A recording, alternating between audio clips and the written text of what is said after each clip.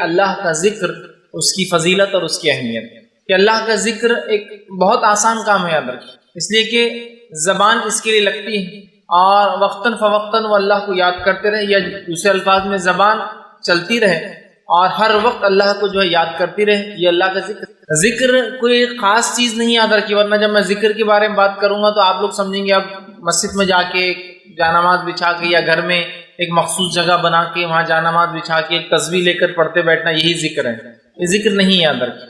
ذکر کے لیے آپ کو نہ کوئی مجلس کی ضرورت ہے، نہ کوئی محفل کی ضرورت ہے، نہ آپ اکیلے ہیں یا لوگوں کے ساتھ ہیں، آپ بازار میں ہیں یا گھر پر ہیں، شہر میں ہے یا جو ہے سفر کے اندر ہے، آپ زمین پر ہے یا آسمان میں ہے، مطلب ہوا میں ہے یا سمندر میں ہے، کہیں بھی انسان ہو اللہ کا ذکر وہ کر سکتا ہے۔ اور چھوٹے چھوٹے جملے ہوتے ہیں، چھوٹی چھوٹی دعائیں ہوتی ہیں، چھوٹے چھوٹے اذکار ہوتے ہیں، بس یہ کر لیں، یہ اللہ کا ذکر ہے یاد رکھیں۔ تو خاص اس کے لیے آپ کو مجلس اور محفل نہیں سجانا ہے، یاد رکھیں۔ آپ جہاں بھی ہوں، جس حالت میں بھی ہوں، جیسے بھی ہو، بس اللہ کو یاد کرتے رہے آپ، ٹھیک، ان الفاظ سے، ان جملوں سے، ان کلمات سے، جن الفاظ سے، جن جملوں سے، جن کلمات سے نبی اکرم صلی اللہ علیہ وسلم اللہ کو یاد کیا۔ اور اگر وہ بھی نہیں آتے ہیں تو کم از کم جو ہے اپنی زبان میں اللہ کو یاد کرتے رہے، اس کا شکر ادا کرتے رہے، ہے نا۔ لیکن ہم دیکھتے ہیں اللہ کے ذکر کا جہاں معاملہ آتا ہے ہم بہت کوتاہی برتتے ہیں، یاد رکھیں، اتنی کوتاہی برتتے ہیں، اتنی کمزوری برتتے ہیں، اور ایسا لگتا ہے کہ اللہ کا ذکر اتنا بڑا بوجھ ہے، اتنا بڑا روڑا ہے، اتنی بڑی اڑچن ہے، اتنی بڑی تکلیف ہے اور اتنا مخصوص ہے کہ شاید اس کے لیے کوئی عمل کرنا ہوگا، حالانکہ اللہ کے ذکر کے لیے آپ کو کسی چیز کی ضرورت نہیں، حتیٰ کہ اللہ کا ذکر اتنا آسان ہے کہ آپ کو اس کے لیے وضو کی ضرورت بھی نہیں ہے۔ انسان بے وضو بھی ہو تو اللہ کا ذکر کر سکتا ہے، اٹھتے اور بیٹھتے، سوتے اور جاگتے، بس ذکر کے لیے جو چیز ضروری ہے انسان ہوش میں ہو، بس پھر کیا ہے ذکر۔ اور یہ دیکھا گیا ہے کہ جو لوگ ذکر کو کثرت سے کرتے ہیں اللہ کے، وہ جب بے ہوش بھی ہو جاتے تو اللہ کا ذکر کرتے رہتے ہیں۔ مثال کے طور پہ کچھ لوگ اللہ کے ذکر کے الحمدللہ اتنے پابند ہوتے ہیں کہ جب سوتے ہیں نا تو نیند میں بھی اللہ کا ذکر کرتے ہیں۔ آپ دیکھیں کروٹ بدلتے ہیں اللہ کا ذکر کرتے ہیں نیند میں، اور وہ اس وجہ سے ہوتا ہے کہ جب وہ بیداری میں ہوتے ہیں، جاگتے ہوئے ہوتے ہیں، تب اللہ کو کثرت سے یاد کرتے ہیں، تو جب سوتے ہیں تو بھی انکانشیس مائنڈ ان کا اس ذکر کو یاد رکھتا ہے اور وہاں بھی وہ اللہ کا ذکر کرتا ہے۔ بڑی اہم چیزیں یاد رکھیے، اللہ کے ذکر کو ہم بڑا معمولی سمجھتے ہیں، ہمیں اس کے تعلق سے بچپن سے بچوں میں خوب ایسا ہنر، ایسا فن، ایسا جذبہ اور اتنا حافظہ ان کا کرا دینا چاہیے کہ بچے بہت سارے اللہ کے ذکر جو رسول اللہ صلی اللہ علیہ وسلم نے خاص طور سے ذکر کیا، ان ذکر کو جو ہے سیکھ لے۔ اور اس کے علاوہ بھی اللہ کا ذکر اور بھی چیزیں ہیں، جیسا قرآن کی تلاوت یہ سب سے افضل ذکر ہے، لا الہ الا اللہ کا پڑھنا یہ بھی افضل ذکر ہے، ٹھیک ہے۔ اسی طرح ان دعاؤں کا پڑھنا جو آپ صلی اللہ علیہ وسلم پڑھی یہ بھی ذکر ہے، اللہ کو یاد کرنا، اس کی حمد و ثنا پاکی بیان کرنا یہ بھی اللہ کا ذکر ہے۔ تو ذکر ایک بڑا موضوع ہے۔ تو ذکر الہی کی اہمیت اور فضیلت، یا جس کو دوسری زبان میں کہا اللہ کے ذکر کی اہمیت اور فضیلت، آج کچھ باتیں اس کے تعلق سے آپ کے سامنے جو ہے رکھنے کی میں جو کوشش کروں گا۔ اللہ کے ذکر کی اتنی اہمیت ہے کہ اللہ سبحانہ تعالیٰ نے اپنی کتاب میں اس کا حکم دیا، اور نہ صرف ذکر کا حکم دیا بلکہ کثرت سے ذکر کا حکم دیا، اور اس کے تعلق سے بہت بڑے بڑے ثواب بتائے گئے کہ ذکر کے بہت بڑا اجر انسان کو اس دنیا میں اور آخرت میں اس کو بہت زیادہ اس کے فائدے ہوں گے، یہ اجر و ثواب بھی بتایا گیا۔ آئیے ذکر کی اہمیت بتانے کے لیے ایک آیت آپ کے سامنے پڑھتا ہوں جو خطبے میں نے تلاوت کی، جو سورہ بقرہ سورہ نمبر 2 اس کی آیت نمبر 152 ہے، 152 ہے۔ اللہ اس نے فرماتا اور کہتا ہے فَاذْكُرُونِي أَذْكُرْكُمْ وَاشْكُرُوا لِي وَلَا تَكْفُرُونِ، یہ فَاذْكُرُونِي أَذْكُرْكُمْ، تم میرا ذکر کرو میں تمہارا ذکر کروں گا، وَاشْكُرُوا لِي وَلَا تَكْفُرُونِ، اور میری نعمتوں پر شکر ادا کرو اور اس کی ناشکری نہ کرو، اس کے ساتھ کفر نہ کرو، ان نعمتوں کو چھوٹا نہ جانو۔ تو بہرحال دیکھیے یہاں کیا فرمایا جا رہا ہے، فَاذْكُرُونِي أَذْكُرْكُمْ، اب اس سے بڑی کیا بات ہو سکتی ہے؟ اللہ فرما رہا ہے فَاذْكُرُونِي، تم میرا ذکر کرو، أَذْكُرْكُمْ، میں تمہارا ذکر کروں گا۔ مطلب جب بندہ اللہ کا ذکر کرتا ہے تو اللہ اس کا ذکر کرتا ہے۔ حدیث میں آتا ہے کہ جب بندہ اللہ کا ذکر کرتا ہے تو اللہ اس سے اچھی مجلس میں اس کا ذکر کرتا ہے، مطلب فرشتوں کی مجلس میں۔ ایک روایت میں آتا ہے جب بندہ اللہ کا ذکر کرتا ہے تو اللہ اپنے مقرب فرشتوں میں، اللہ کے جو نزدیکی فرشتے ہیں یاد رکھیے، ان میں اللہ پھر ذکر کرتا ہے ہم لوگوں کا، یا تو مقرب فرشتوں میں یا تو فرشتوں کی مجلس میں، یاد رکھیے۔ تو کہا تم میرا ذکر کرو میں تمہارا ذکر کروں۔ اب ہم نے اللہ کا ذکر چھوڑ دیا اور پھر سوچتے اللہ نے ہمیں کیوں چھوڑ دیا؟ فَاذْكُرُونِي أَذْكُرْكُمْ، اس ہاتھ دے اور اس ہاتھ میں، تم مجھے یاد کرو میں تمہیں یاد رکھوں گا، سمپل اصول ہے کتنا، ہے نا۔ ہم اللہ کو بھول جاتے ہیں.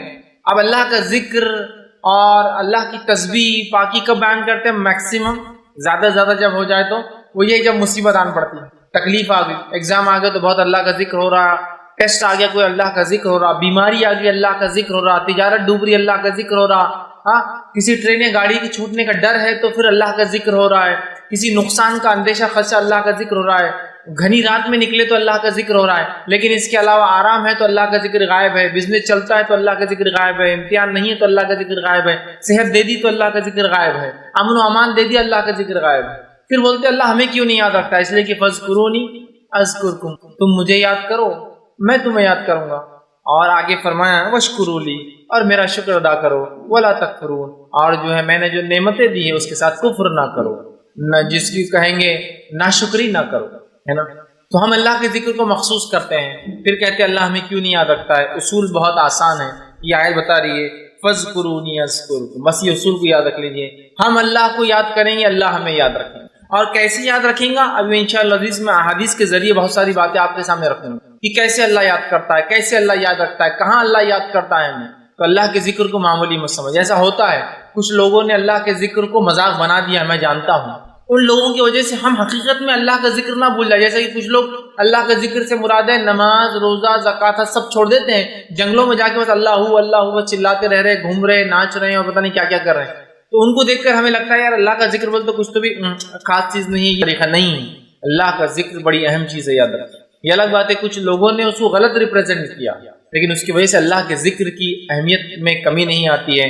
تو پہلی آیت جو میں نے آپ کے سامنے اس کی اہمیت کے تعلق سے رکھی ہوئی ہے فاذکرونی اذکرکم واشکروا لی ولا تکفرون. تم میرا ذکر کرو اے بندو، میں تمہیں یاد کروں گا، تمہارا ذکر کروں گا. واشکروا لی، اور میرا شکر ادا کرو، میری تسبیحات اور میری بڑائی بیان کرو. ولا تکفرون، اور میری نعمتوں کے ساتھ کفر نہ کرو. اب مجھے یاد کرنے کا حکم دینے کے بعد تاکہ اللہ بھی ہمیں یاد رکھے، اللہ سبحانہ تعالیٰ یہ چاہتا ہے کہ تمام بندے اللہ کی اس کی تعریف کرے، حمد و ثنا کرے، اس کا ذکر کرے، کھڑے سے، بیٹھے سے، لیٹے سے، مطلب ہر کیفیت میں. اللہ سبحانہ تعالیٰ اس تعلق سے فرماتا ہے سورہ آل عمران سورہ نمبر 3 آیت نمبر 191، بہت مشہور اور معروف آیت ہے. اللہ کے رسول صلی اللہ علیہ وسلم جب رات میں اٹھتے تو رات میں اٹھنے کے بعد سورہ بقرہ کی آخری 10 آیتیں آسمان کی طرف دیکھ کر تلاوت بھی کرتے تھے، 190 سے لے کر 200. 191 میں اللہ سبحانہ تعالیٰ فرماتا ہے، اس آیت میں دیکھیے کیا فرماتا ہے، الذین یذکرون اللہ قیاما وقعودا وعلی جنوبہم. مومنوں کی صفت یہ ہے، یہ اللہ چاہتا ہی ہے کہ مومن ایسا کرے، اور یہ مومنوں کی صفت بھی ہے، اس لیے اس کو بیان کیا گیا الذین یذکرون اللہ قیاما، کہ مومنوں کی صفت یہ ہے، نیک انسانوں کی صفت یہ ہے کہ اللہ کا ذکر کرتے ہیں کھڑے سے. کھڑے سے ذکر نماز کی شکل میں ہو سکتا ہے، کھڑے سے ذکر دعاؤں کی شکل میں ہو سکتا ہے، کھڑے سے ذکر اللہ ہر قسم سے جو یاد انسان کھڑے رہ کر کرتا ہے. تو مومن کی صفت یہ جو اللہ چاہتا بھی الذین یذکرون اللہ قیاما، کہ وہ یاد کرتے اپنے رب کو کھڑے سے. پھر فرمایا قیاما وقعودا، اور جب وہ بیٹھے ہوئے ہوتے ہیں تب بھی جو ہے مومن اللہ کو یاد کرتا ہے. پھر فرمایا وعلی جنوبہم، اور جب اپنے پہلوؤں پر لیٹ جاتے ہیں، سیدھے یا بائیں جانب لیٹ جاتے ہیں. تو اللہ دیکھیے کیا بات فرما رہا ہے کہ مومن کی صفت یہ ہے جو اللہ چاہتا بھی ایسا ہو کہ وہ کھڑے سے ذکر کرتا ہے، بیٹھ کر ذکر کرتا ہے، اور لیٹے لیٹے اللہ کا ذکر کرتا ہے. اب یہ 3 کیفیت کے علاوہ چوتھی کیفیت کیا ہے بتائیے انسان کی زندگی میں؟ یا تو کھڑا ہوتا ہے، یا تو آپ لوگ جیسا میں کھڑا ہوں آپ لوگ بیٹھے ہیں درس سنتے، یا تو کوئی لیٹا ہے جو بیمار انسان ہوگا. ٹھیک، یہی ہوں گی 3 کیفیت. یا جو معذور ہوگا وہ لیٹ جائیں گا.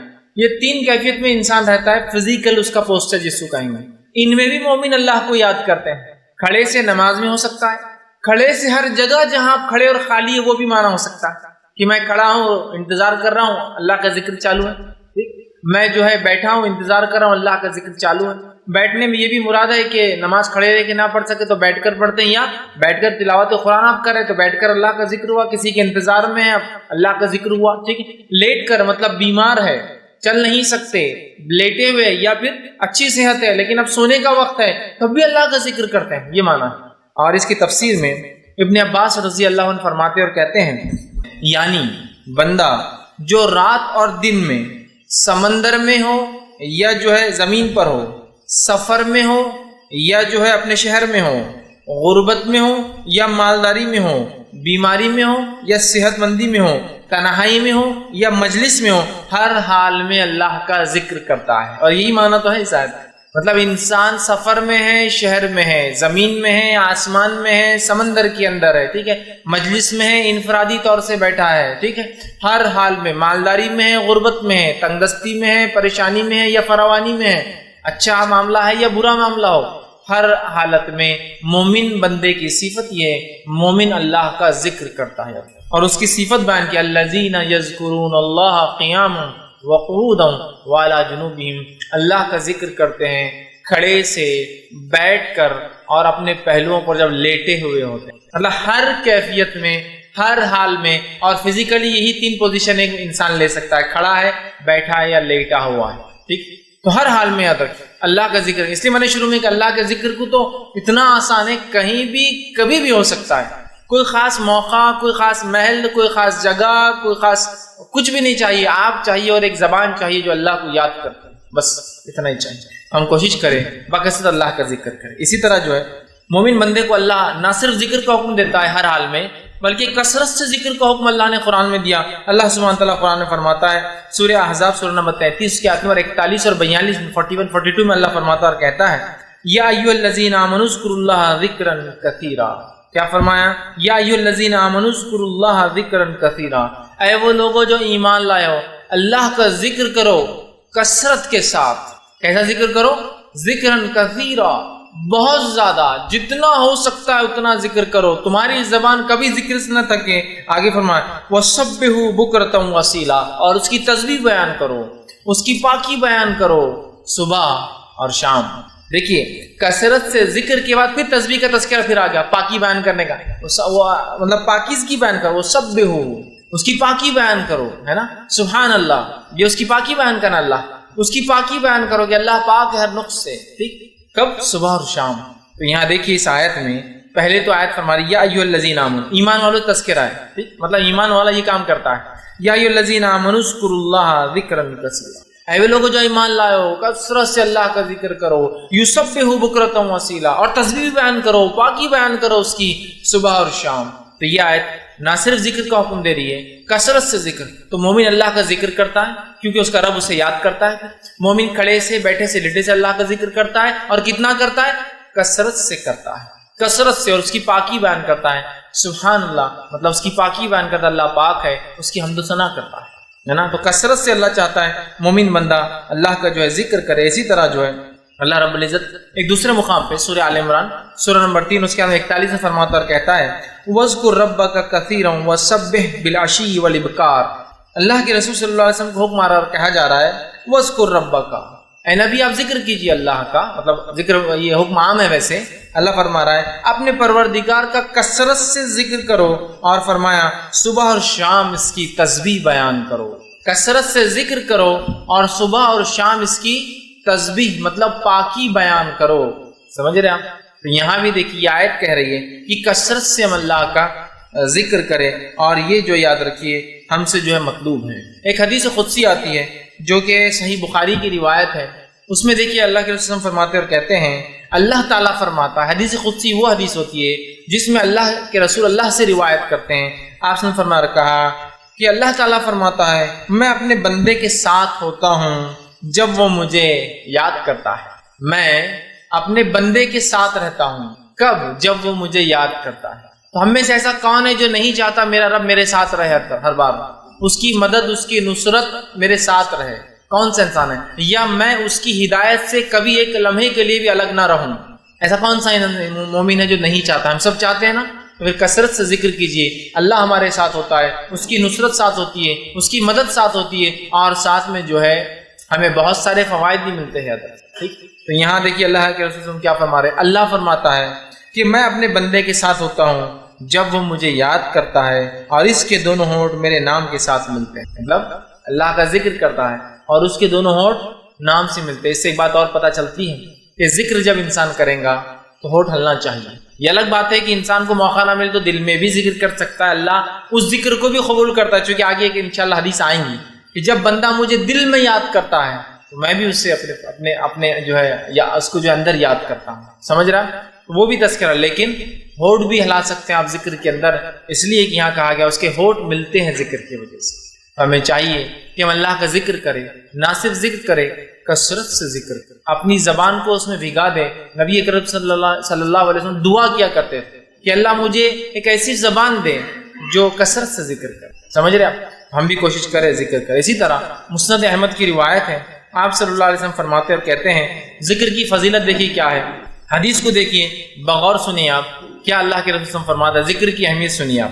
آپ صلی اللہ فرماتے اور کہتے ہیں، یہ مسند احمد کی روایت ہے، اللہ کے عذاب سے بچانے کے لیے انسان کے پاس ذکر الہی سے بڑھ کر کوئی عمل نہیں ہے۔ اللہ کے عذاب سے بچانے کے لیے ذکر الہی سے بڑھ کر کوئی عمل انسان کے پاس نہیں ہے۔ اللہ سے اپنے آپ کو جہنم سے، اس کے غصے سے، اس کے غضب سے بچانے کے لیے ہمارے پاس اللہ کے ذکر کے علاوہ کوئی ہتھیار نہیں ہے، اللہ کے ذکر کے علاوہ کوئی طریقہ اور کوئی سلوشن نہیں ہے۔ آپ فرماتے ہیں اللہ کے عذاب سے بچانے کے لیے انسان کے پاس ذکر الہی سے بڑھ کر کوئی عمل نہیں ہے۔ پھر فرماتے ہیں صحابہ نے عرض کیا کہ اللہ کے رسول صلی اللہ علیہ وسلم کیا جہاد فی سبیل اللہ بھی نہیں ہے؟ کہ ہم جہاد کریں جس کی وجہ سے شہید کا خون زمین پہ گرنے سے پہلے اللہ مغفرت کر دیتا ہے، اس کی روح کو نکال کے سبز رنگ کے پرندوں میں ڈال دیتا ہے، وہ پرندوں کے گھونسلے اللہ کے عرش کے نیچے ہیں جس میں وہ رہتے اور جنت میں جہاں چاہتے ہیں چڑھتے پھرتے ہیں، تو کیا وہ بھی افضل عمل نہیں ہے؟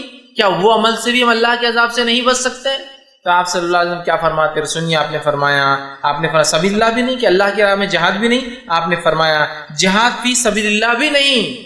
اللہ کے ذکر سے انسان عذاب سے جیسے بچ سکتا ہے، جہاد فی سبیل اللہ بھی نہیں بچا سکتا ہے وہ عمل بھی۔ پھر آگے فرمایا جہاد فی سبیل اللہ بھی نہیں، اللہ یہ کہ تم جہاد کرو اور دشمن سے لڑو یہاں تک کہ وہ تمہیں مارے اور تمہاری تلوار ٹوٹ جائے، پھر تم اس سے لڑو، وہ تمہیں مارے اور وہ تمہیں مارے، پھر تمہاری تلوار ٹوٹ جائے، پھر تم اس سے لڑو، وہ تمہیں مارے اور تم اس سے مارو، پھر تلوار ٹوٹ جاتا۔ 3 بار اگر جہاد میں کسی کی تلوار ٹوٹتی ہے تو اللہ کی غضب سے بچ سکتا ہے، لیکن ذکر الہی کی فضیلت یہ جو اسے کرتا ہے اللہ کی غضب سے بچ جاتا ہے۔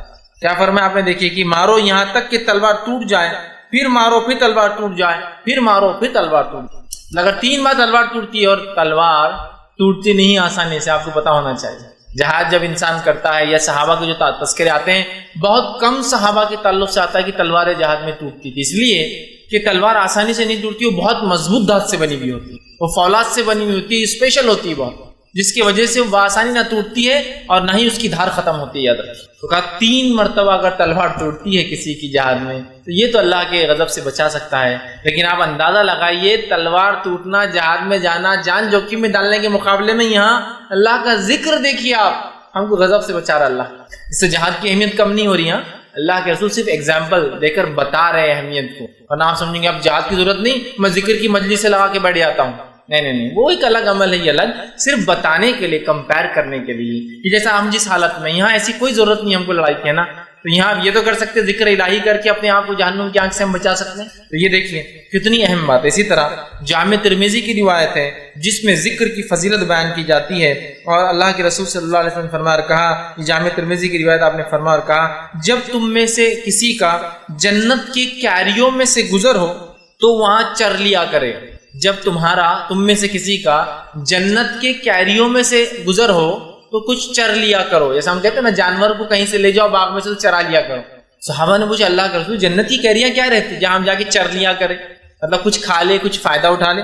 تو آپ صلی اللہ علیہ وسلم فرمایا ذکر کی مجلس سے گزرو تو تھوڑا ذکر کر لیا کرو، اس لیے کہ وہ جنت کی کیریاں ہیں۔ اب ذکر کی مجلس بولے تو کیا ہے، اس کے لیے کوئی مجلس بنا۔ ابھی ہم جو بیٹھے اور جو کام کر رہے ہیں کیا ہے؟ ذکر کی مجلس۔ اللہ کا تذکرہ تو کر رہا ہوں میں آپ کے سامنے، ہے نا، قرآن کی تلاوت ہو رہی ہے، ذکر کی مجلس۔ کچھ لوگ بیٹھ کر اپنے دین کو سیکھ رہے اور سمجھ رہے ہیں، ذکر کی مجلس۔ کچھ لوگ اللہ کا تعارف اور انٹروڈکشن جو ہے لوگوں تک پہنچا رہے ہیں، ذکر کی مجلس۔ کچھ لوگ نبی اکرم صلی اللہ علیہ وسلم کی سیرت بیان کر رہے ہیں، ذکر کی مجلس، چونکہ اللہ کے دین کو یاد کیا جا رہا ہے، اس کے نبی کو یاد کیا جا رہا ہے، سمجھ رہے ہیں؟ تو جب تم ذکر کی مجلس میں سے گزرا کرو تو کچھ چر لیا کرو، یہ جنت کی کیریاں ہیں ذکر کی مجلس۔ مطلب کوئی انسان ہے، کوئی درس قرآن ہو رہا ہے، گزرتا جائے تو ضرور بیٹھے اس میں اور کچھ نہ کچھ بات سنتے ہوئے نکلے وہاں سے، کیونکہ یہ جو ہے ذکر کی مجلسیں ہیں، یاد رکھیں، ٹھیک ہے، یہ جنت کی کیریاں ہیں۔ اسی طرح جو ہے نبی اکرم صلی اللہ علیہ وسلم فرماتے ہیں، سنن ابن ماجہ کی روایت ہے، اور اس حدیث کے اندر جو بات اور جو اہمیت ذکر کو دی گئی ہے وہ اتنی زبردست ہے، اگر اس کو ہم سمجھ لیں اور اس کے مطابق ہم عمل کرنا شروع کر دیں تو بہت ہم فائدہ اٹھائیں گے۔ اللہ کے ذکر کی دیکھیے کیا اہمیت ہے۔ آپ صلی اللہ علیہ وسلم فرماتے ہیں، ابن ماجہ کی روایت ہے، سنن ابن ماجہ کی حدیث کے الفاظ سنیے آپ کیا ہیں۔ کیا میں تمہیں وہ عمل نہ بتا دوں جو تمہارے اعمال میں سب سے اچھا ہے؟ آپ صلی اللہ علیہ وسلم فرما رہے ہیں، کیا میں تم لوگوں کو اعمال میں وہ عمل نہ بتا دوں جو تمہارے عملوں کے اندر سب سے اچھا ہے؟ اس کے بعد جو ہے آپ صلی اللہ علیہ وسلم فرمایا اور کہا، تمہارے مالک حقیقی کے نزدیک سب سے عمدہ، اللہ کے نزدیک سب سے عمدہ وہ شخص وہ عمل ہے، تمہارے درجات میں سب سے اعلیٰ وہ جو عرفہ وہ ہے، اور تمہارے لیے سونے اور چاندی سے بھی وہ چیز خیر ہے۔ مطلب پہلے تو آپ نے فرمایا کیا میں تمہیں سب سے اچھا عمل نہ بتا دوں، پھر آپ فرما رہے ہیں تمہارے مالک حقیقی کے نزدیک وہ سب سے عمدہ عمل ہے، سب سے اچھا ہے، اللہ کے نزدیک سب سے عمدہ ہے، تمہارے درجات کو سب سے زیادہ وہ بلند کرتا ہے اگر وہ کام کرو تو۔ پھر فرماتے تمہارے لیے سونے اور چاندی سے افضل ہے جس کو انسان جمع کرتا ہے، اور اس بات سے بھی بہتر ہے کہ دشمنوں سے تمہاری مدبھیڑ ہو جائے، تم انہیں مارو اور وہ تمہیں مارو۔ پوچھا گیا وہ کون سا عمل ہے تو آپ نے فرمایا، رسول نے فرمایا وہ بہترین عمل کیا ہے؟ جب پوچھا گیا تو آپ نے فرمایا اللہ کا ذکر۔ کیا فرمایا؟ ذکر اللہ، اللہ کا ذکر۔ اللہ کا ذکر سب سے افضل عمل ہے، سب سے اعلیٰ عمل ہے، سب سے زیادہ درجے بلند ہوتے ہیں، جہاز سے بھی بہتر ہے، اور سونا اور چاندی جس کو جمع کرنے کے لیے ہم سب کچھ دنیا میں کرتے ہیں، یہ قیامت میں اس سے بہتر ثابت ہوں گا۔ سمجھے آپ بات؟ کتنا اہم اور کتنا افضل عمل ہے اللہ کا ذکر، جس کو ہم بہت معمولی سمجھتے ہیں، اور اللہ کے ذکر کو اگر تھوڑا بہت کرتے بھی تو اتنا معمولی ہے، اتنا ہلکا، اسی کو انتہا بودا۔ کسی سے ملاقات کرو تو سلام کرو، کیا جاتا ہے اس کے اندر؟ مجھے بتائیے چند جملے، السلام علیکم، وہ ذکر تک نہیں ہو رہا تو باقی کیا ذکر سیکھیں گے اور کیا سکھائیں گے باقی لوگوں؟ سبحان اللہ، اللہ کی پاکی بیان کرنا، انشاءاللہ میں اللہ نے چاہا تو ماشاءاللہ، اللہ نے جیسا کل اللہ برکت دے، اور چھوٹی چھوٹی دعائیں، گھر سے نکل رہے ہیں، گھر میں جا رہے ہیں، مسجد میں داخل، مسجد سے نکلنا ہے، نماز سے پہلے، نماز کے بعد ذکر و اذکار، جو نماز کے دوران، نماز کے بعد آپ ذکر و اذکار کرتے ہیں، لوگوں سے ملتے تو ذکر کرتے ہیں، لوگوں سے ملاقات کرے تو اچھائی کا حکم دے، برائی سے روکے، یہ بھی ذکر ہے۔ لیکن آج ہم اتنے اپنے آپ کو ذکر سے دور کر بیٹھے ہیں کہ کبھی کبھار جو تھوڑا بہت کوئی ذکر کر لے، لوگ بولتے رہے یار اللہ کو بہت یاد کرتا ہو بندہ، بہت اللہ کا بندہ ہے، بہت پیارا بندہ ہے۔ اتنے کم لوگ ہو گئے اللہ کا ذکر کرنے والے کہ کوئی کرتا ہے تو مشہور ہو جاتا ہے، جبکہ ہونا ہی چاہیے کہ جو نہ کرے مشہور ہو جائے کہ اللہ کا ذکر نہیں کرتا، کیسا احمق آدمی ہے۔ احمق مطلب عقل نہیں ہے اس کو کہ اللہ کے ذکر کے کتنے فائدے اور وہ ذکر نہیں کرتا ہے۔ اور حالت یہ ہماری کہ اللہ کے ذکر کو ہم ایک تو سن کے ہم کو لگا اللہ کا ذکر بولتے جملہ ہی غلط ہے، ایسی بات نہیں ہے میرے بھائی۔ کچھ لوگوں نے اسے غلط مانا لیا، غلط انداز سے وہ کیا، لیکن اللہ کا ذکر بڑا افضل ہے۔ یہ حدیث دیکھیے کتنی باتیں بتا رہی، سب سے اعلیٰ ہے، سب سے افضل ہے، سونے چاندی سے بہتر ہے، اللہ معاف کرتا ہے، اس کا غضب کم ہوتا ہے، اور ہم اللہ سے نزدیک ہوتے ہیں، اللہ ہمیں یاد کرتا ہے۔ اتنی ساری باتیں ہم اب تک دیکھتے ہوئے آ گئے کہ ہم جب اس کو یاد کرتے ہیں تو بہرحال اللہ کا ذکر یہ سب سے بہترین عمل ہے۔ ہم کوشش کریں اپنی زبانوں کو اللہ کے ذکر سے تر کر لیں، کچھ نہ ہو، خالی ہے تو بھی ذکر چالو رہنے دیں، خالی وقت تو بڑا بہترین موقع ہے۔ اور کچھ اذکار کو جو احادیث کے اندر آتے ہیں ان کو خاص طور سے یاد کریں، ان کے فضائل بھی بیان کیے، کچھ تو قرآنی آیت ہے جن کے فضائل بیان کیے گئے کہ اگر ذکر کے طور پہ کیا تو فائدہ ہے، اور کچھ اذکار سے ہٹ کر دعائیں ہیں۔ انشاءاللہ اس میں سے چند وقت نہیں ہے، ایک دو رکھوں گا بھی انشاءاللہ، تاکہ اس کو ہم اپنی زندگی میں اپنائیں اور اس کو ہمیشہ کرنے کی ہم کوشش کریں۔ آئیے ایک اور حدیث قدسی آتی ہے اللہ کے ذکر کے فائدے میں، فضائل میں، اہمیت میں، وہ صحیح بخاری کی روایت ہے۔ نبی اکرم صلی اللہ علیہ وسلم نے فرمایا اور کہا، اللہ تعالیٰ فرماتا ہے میرا بندہ میرے بارے میں جیسا خیال رکھتا ہے میں اس کے مطابق ہوا کرتا ہوں، میرا بندہ میرے بارے میں جیسا گمان کرتا ہے میں اس کے مطابق ہوا کرتا ہوں۔ تو اسی لیے اللہ سے کیسا گمان رکھنا چاہیے ہمیشہ؟ بہت سے لوگ اللہ سے بدگمانی کرتے ہیں، سب کچھ کرنے کے بعد بھی اب شاید یار میں تو ناکام ہی رہوں گا، تو پھر اللہ بھی گمان کے ساتھ ہو جاتا ہے۔ اچھا گمان رکھیے، لیکن اچھے گمان کے ساتھ کوششیں بھی چاہیے، ورنہ کچھ نہیں کر کے اللہ سے اچھا گمان کی تنخواہ بڑھ جائیں گی اور کام کچھ بھی نہیں کرتے آپ آفس میں، اللہ سے اچھا گمان کی تجارت بڑھ جائیں گی، اور آج تک دکان ہی نہیں کھولے آپ نے، تجارت کیسے بڑھیں گی آپ؟ کوشش کے ساتھ۔ تو فرمایا اللہ فرماتا ہے میرا بندہ میرے بارے میں جیسا گمان کرتا ہوں میں اس کے ساتھ ویسی اس کے مطابق ہوتا ہوں۔ پھر فرمایا اور جب وہ میرا ذکر کرتا ہے تو میں اس کے ساتھ ہوتا ہوں۔ دیکھیے ذکر کے فضائل، جب وہ میرا ذکر کرتا ہے میں اس کے ساتھ ہوتا ہوں۔ آپ جو شخص اللہ کا ذکر کرتا ہوگا، جس کے ساتھ اس کا رب ہو جائے، اس کو کون دنیا میں چت کر سکتا اور ہرا سکتا؟ تو کہا جب وہ میرا ذکر کرتا ہے میں اس کے ساتھ ہوتا ہوں، حدیث قدسی یاد رکھیں۔ پھر آگے فرمایا اور کہا ہوتا ہوں اگر وہ مجھے اپنے جی میں یاد کرتا ہے تو میں بھی اس کو اپنے جی میں یاد کرتا ہوں۔ سبحان اللہ، کیا فضائل ذکر کے کہ اگر میں اللہ کو یاد کرتا ہوں تو میرا رب بھی مجھے یاد کرتا ہے۔ دیکھیے ایسا سمجھ لیجئے، آپ سے اگر سمجھے کوئی آ کے کہے کہ آپ کے محلے کے کارپوریٹر صاحب جو کہ پولیٹیکل ہیرارکی میں سب سے نچلا درجہ، یہیں سے پھر شروع ہوتے ہیں اوپر کے ہیرارکی، کارپوریٹرز ہوتے ہیں، میئرز ہوتے ہیں، ایم ایل ایز ہوتے ہیں، ایم پیز ہوتے ہیں نا، اس کے اوپر سب لیول جاتے ہیں۔ پھر ایم ایل ایز میں کچھ منسٹر لیول کے ہوتے ہیں، کچھ سادے ہوتے ہیں، ایم پیز میں سیم ہوتا ہے نا، سمجھ رہے نا؟ تو سمجھ لیجئے کارپوریٹر نے میرا تذکرہ کیا کہیں اور کسی نے آگے کہا بھائی آپ کو تذکرہ کارپوریٹر صاحب کر رہے تھے تو میں اپنے دل میں فخر محسوس کرتا ہوں، میرا نام کارپوریٹر مطلب لے رہا ہے۔ کسی نے کہہ دیا آپ کا ذکر تو ایم ایل اے کی مجلس میں چل رہا تھا لوکل، آپ کہیں گے میری شخصیت، سمجھ رہے نا آپ؟ انسان اس سے فخر محسوس کرتا ہے۔ کوئی کہے ارے لوکل آپ کا ایم پی آپ کا تذکرہ کر رہا تھا مجھ سے ملا تو آپ کی عزت کیا ہے؟ کوئی کہے ارے پرائم منسٹر آپ کی تذکرہ کر رہا تھا فلاں جگہ بیٹھ کر کہ فلاں آدمی اورنگ آباد میں کہ فلاں، کیسا فخر ہوتا ہے نا۔ تو اندازہ لگائیے جب میں اپنے رب کو جی میں یاد کرتا ہوں تو میرا رب بھی مجھے اپنے جی میں یاد کرتا ہے۔ کتنی بڑی فضیلت ہے، کتنی بڑی فضیلت ہے ذکر کہ اللہ ہمیں یاد کرتا ہے، ہم اس کو خاموشی سے کر رہے ہیں، وہ خاموشی سے ہم کو یاد کرتا ہے۔ آگے آئیے ذرا آگے بڑھتے ہیں، فرما جی میں یاد کرتا ہے، اور اگر وہ کسی محفل میں میرا تذکرہ کرتا اللہ فرما رہا ہے تو میں اس کا ذکر اس سے اچھی محفل میں کرتا ہوں۔ اور جب کوئی بندہ اللہ کا تذکرہ مجلس میں کر رہا ہے تو اللہ اس کا تذکرہ اس سے اچھی مجلس، اس سے مراد فرشتوں کی محفل میں اس کا تذکرہ کرتا ہے۔ اب دیکھیے اب کیا کہنا ہے، ایک تو ہے کہ کوئی لوگ منسٹر جو ہے دل میں یاد کرے مجھے، دوسرا یہ ہے میں یہ اللہ کے ساتھ اس مثال کو جوڑ نہیں رہا ہوں، صرف اہمیت کو سمجھانے کے لیے کہہ رہا ہوں، ورنہ اپنی اللہ کے لیے میں منسٹر کی مثال دے نہیں، نعوذ باللہ، اللہ کے لیے نہیں دے رہا ہوں، میں صرف بات کی اہمیت کی یاد کرنے کو ہم کتنا اہم سمجھتے ہیں کہ دنیا کا آدمی یاد کرے تو ہم فخر محسوس کرتے ہیں، رب یاد کرتا ہے اگر ہم اس کو یاد کرتے ہیں۔ اور اگر وہ مجلس میں کہے کہ فلاں شخص ایسا ایسا ہے پورے لوگوں میں جو اس کے لائق، اس کے ایبل، اس کے لیول کے لوگ ہو، تو آپ کی اہمیت کتنی بڑھتی ہے۔ اللہ ہمیں فرشتوں کی مجلس میں یاد کرتا ہے۔ تو جو شخص اللہ کا ذکر گزار بندہ ہے، ذکر کرتا ہے، وہ آسمانوں میں اس کی شہرت ہوتی ہے، دنیا میں شاید اس کو کوئی نہ پہچانے، آسمان میں مشہور ہوتا ہے۔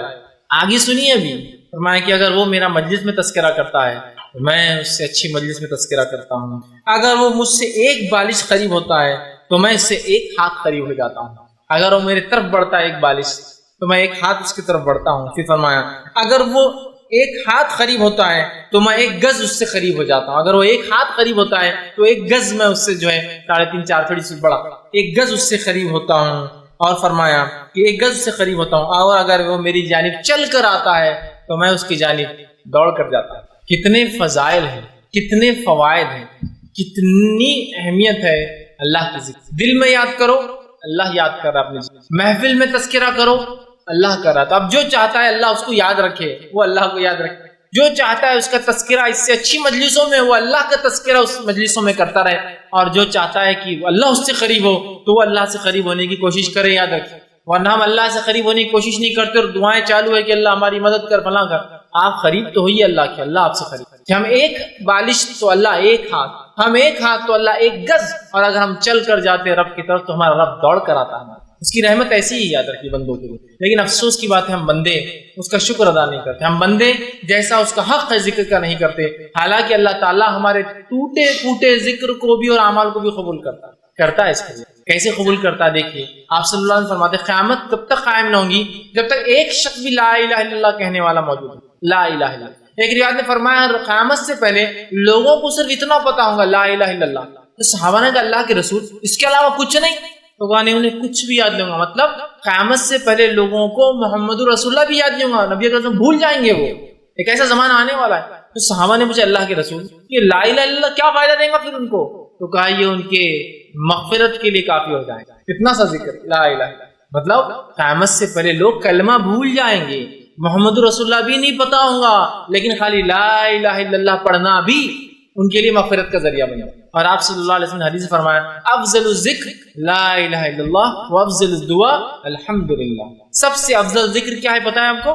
لا الہ الا اللہ، اور سب سے افضل دعا الحمدللہ۔ سمجھ رہے ہیں آپ بات؟ بہت اہم ہے ذکر، یاد رکھیں بہت اہم ہے ذکر، اتنا اہم ہے کہ ایک روایت میں آتا ہے کہ ایک انسان جس کے اعمال حد نظر جہاں تک نظر جائیں گی وہاں تک گناہ ہوں گے اس کے نام میں، لیکن ایک مرتبہ اس نے خالص دل سے کہا ہوگا لا الہ الا اللہ۔ جب اللہ اس بندے سے پوچھیں گا اے بندے آج کیا امید کرتا ہو، کہیں گا اللہ کیا امید کروں، سارے دفتر تو گناہ سے بھرے، مطلب اتنے اس کے، اور حدیث کے الفاظ ہے 99 دفتر ہوں گے، 99 دفتر، 99 رجسٹر ہوں گے، ہر رجسٹر کی لمبائی زمین حد نظر جائیں گی، اور جہاں تک نظر آئیں گے سارے گناہ لکھے، 99 دفتر اس کے گناہ سے بھرے ہوں گے، لیکن ایک اس کا عمل ہوگا جو سچے دل سے کہوں گا لا الہ الا اللہ، اللہ کہیں گا تولو، جب تولا جائے گا 99 دفتر ایک طرف اور لا الہ الا اللہ ایک طرف، تو لا الہ الا اللہ کا پلڑا بھاری ہو جائے گا، 99 دفتر اس کے گناہ کے ہلکے پڑ جائیں گے۔ لا الہ الا اللہ، ایک ذکر کی فضیلت بتا رہا ہوں میں آپ کو، ابھی تو ذکر و اذکار ایسے ایسے احادیث میں آتے ہیں جس کو انتہا نہیں اس کو ہم کر سکتے، قرآن نے بھی بیان کی کئی دعاؤں کی شکل میں،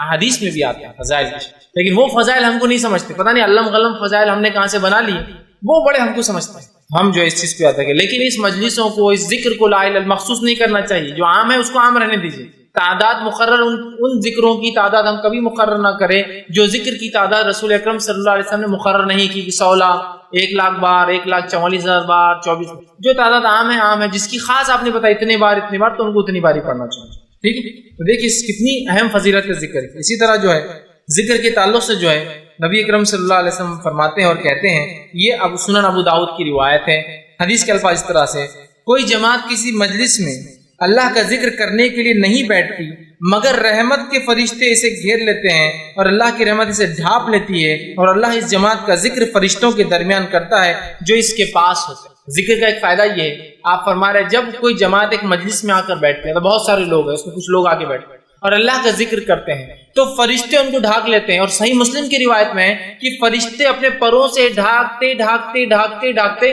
پہلے آسمان تک ڈھانک دیتے ہیں، پہلے آسمان، اور اس روایت میں کہ فرشتے ڈھانک لیتے ہیں، اللہ کی رحمت ان پر غالب آ جاتی ہے اور اللہ ان کا ذکر اپنے نزدیکی فرشتوں میں کرتا ہے۔ مقرب فرشتے یاد رکھیے، اس کے اسپیشل ہوتے ہیں نزدیکی، اور یہ مقرب فرشتے بڑے اہم ہیں، یاد رکھیے، اس لیے کہ جب بندہ اللہ کو ذکر کرتا ہے، اللہ سے توبہ کرتا ہے تو یہ فرشتوں کو اس کا علم ہوتا ہے، چونکہ اللہ انہیں دیتا ہے، اور وہ اللہ سے گزارش کرتے ہیں اللہ اسے معاف کر دے، اس لیے کہ یہ تیرا ذکر کرتا ہے تو اس سے معافی طلب کرتا ہے، اور اللہ ان کی بات کو سنتا بھی ہے، اس لیے کہ وہ اسپیشل فرشتے ہیں، سمجھ رہے آپ؟ تو اللہ مقرب فرشتے، صحیح مسلم کی روایت ہے فرشتے پروں سے گھیرتے گھیرتے آسمان تک گھیر لیتے ہیں، اللہ اس مجلس کی مغفرت کر دیتا ہے، اور فرشتوں کہا ہے فرشتوں یہ جتنے لوگ اس مجلس میں تھے جو میرے ذکر کی تھے سب کو معاف کر دیا جائے، تو فرشتے کہتے ہیں اللہ اس میں تو 1-2 لوگ ایسے تھے یا کچھ لوگ ایسے تھے جو ایسا گزر رہے تھے، گزرتے گزرتے آ کے کچھ دیر کے لیے صرف بیٹھ گئے، تو اللہ کہتا ہے انہیں بھی معاف کر دو، اس لیے کہ وہ جس مجلس میں بیٹھے تھے اس مجلس کی وجہ سے ان کی مغفرت کرو۔ اور ذکر کرنے والوں کی اہمیت دیکھیے کہ اگر کوئی چلتے چلتے بھی بیٹھ کے کچھ سن لیتا ہے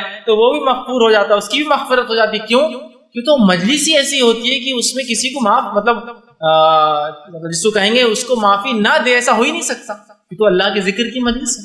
تو ہم جب بھی کہیں بیٹھے اللہ کا ذکر سے ہی شروع کے، ٹھیک ہے، مثال کے طور پہ آپ کو دنیاوی میٹنگ میں بھی ہے اللہ کے ذکر سے پھر آپ باقی کا کام کرتے ہیں، بہت اہم ہے چونکہ اس کے بڑے فضائل آتے ہیں۔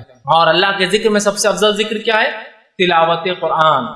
نہیں تو اب ذکر بولا تو آپ دعائیں یاد رکھیں گے، قرآن چڑھ دیں گے، سب سے افضل ذکر قرآن ہے، اس کا ہر حرف پڑھنے پر کتنی نیکیاں ملتی ہے؟ 10 نیکیاں ملتی ہے، کہ اس کا ہر حرف جب انسان پڑھتا ہے تو اس پہ 10 نیکیاں ہے نا۔ آپ نے فرمایا جب کوئی انسان قرآن پڑھتا ہے ہر حرف پہ 10 نیکی ملتی ہے، اور میں یہ نہیں کہتا ہوں الف لام میم ایک حرف ہے، بلکہ الف حرف ولام حرف ومیم حرف، کہ الف ایک حرف ہے، لام ایک حرف ہے، میم، مطلب اگر تو کتنے نیکیاں مل جاتی ہیں؟ 30 نیکیاں۔ بہت اہم چیزیں معمولی نہیں ہوتی، سمجھ رہے ہیں بات؟ 30 نیکیاں اس کو مل جاتی ہے، یاد رکھیے۔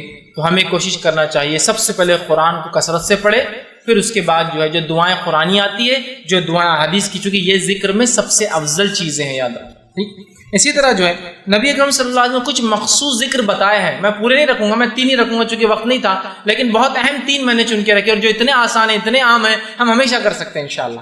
کم از کم ایک ذکر کی مجلس تھی، ایک ذکر کا درس تھا، اور 3 ذکر تو سیکھ کر جائے تاکہ اس کو زندگی میں لاگو کر لیں تو ہمارے لیے فائدہ مند ثابت ہوں گے۔ آئیے وہ کون سے میں نے 3 ذکر چنے ہیں کہ میں آپ کے سامنے صرف فضائل بیان کرنے میں کتنے اہم ہے اللہ کا ذکر وہ رکھ رہا ہوں، ورنہ بہت سارے اور بھی دعائیں ہیں۔ پہلا جو ہے نبی اکرم صلی اللہ علیہ وسلم فرماتے اور کہتے ہیں ذکر کے تعلق سے، اور اس کی اہمیت بتاتے ہیں، اور یہ جو ہے ترغیب و ترہیب میں جو ہے یہ روایت ملتی ہے جو کہ صحیح روایت ہے۔ آپ صلی اللہ علیہ وسلم فرمایا اور کہا اور فرمایا، اور حدیث کے الفاظ اس طرح سے فرمایا، آپ نے فرمایا، ارشاد فرمایا کہ جو شخص 10 مرتبہ ان کلمات کو پڑھے، کیا فرمایا؟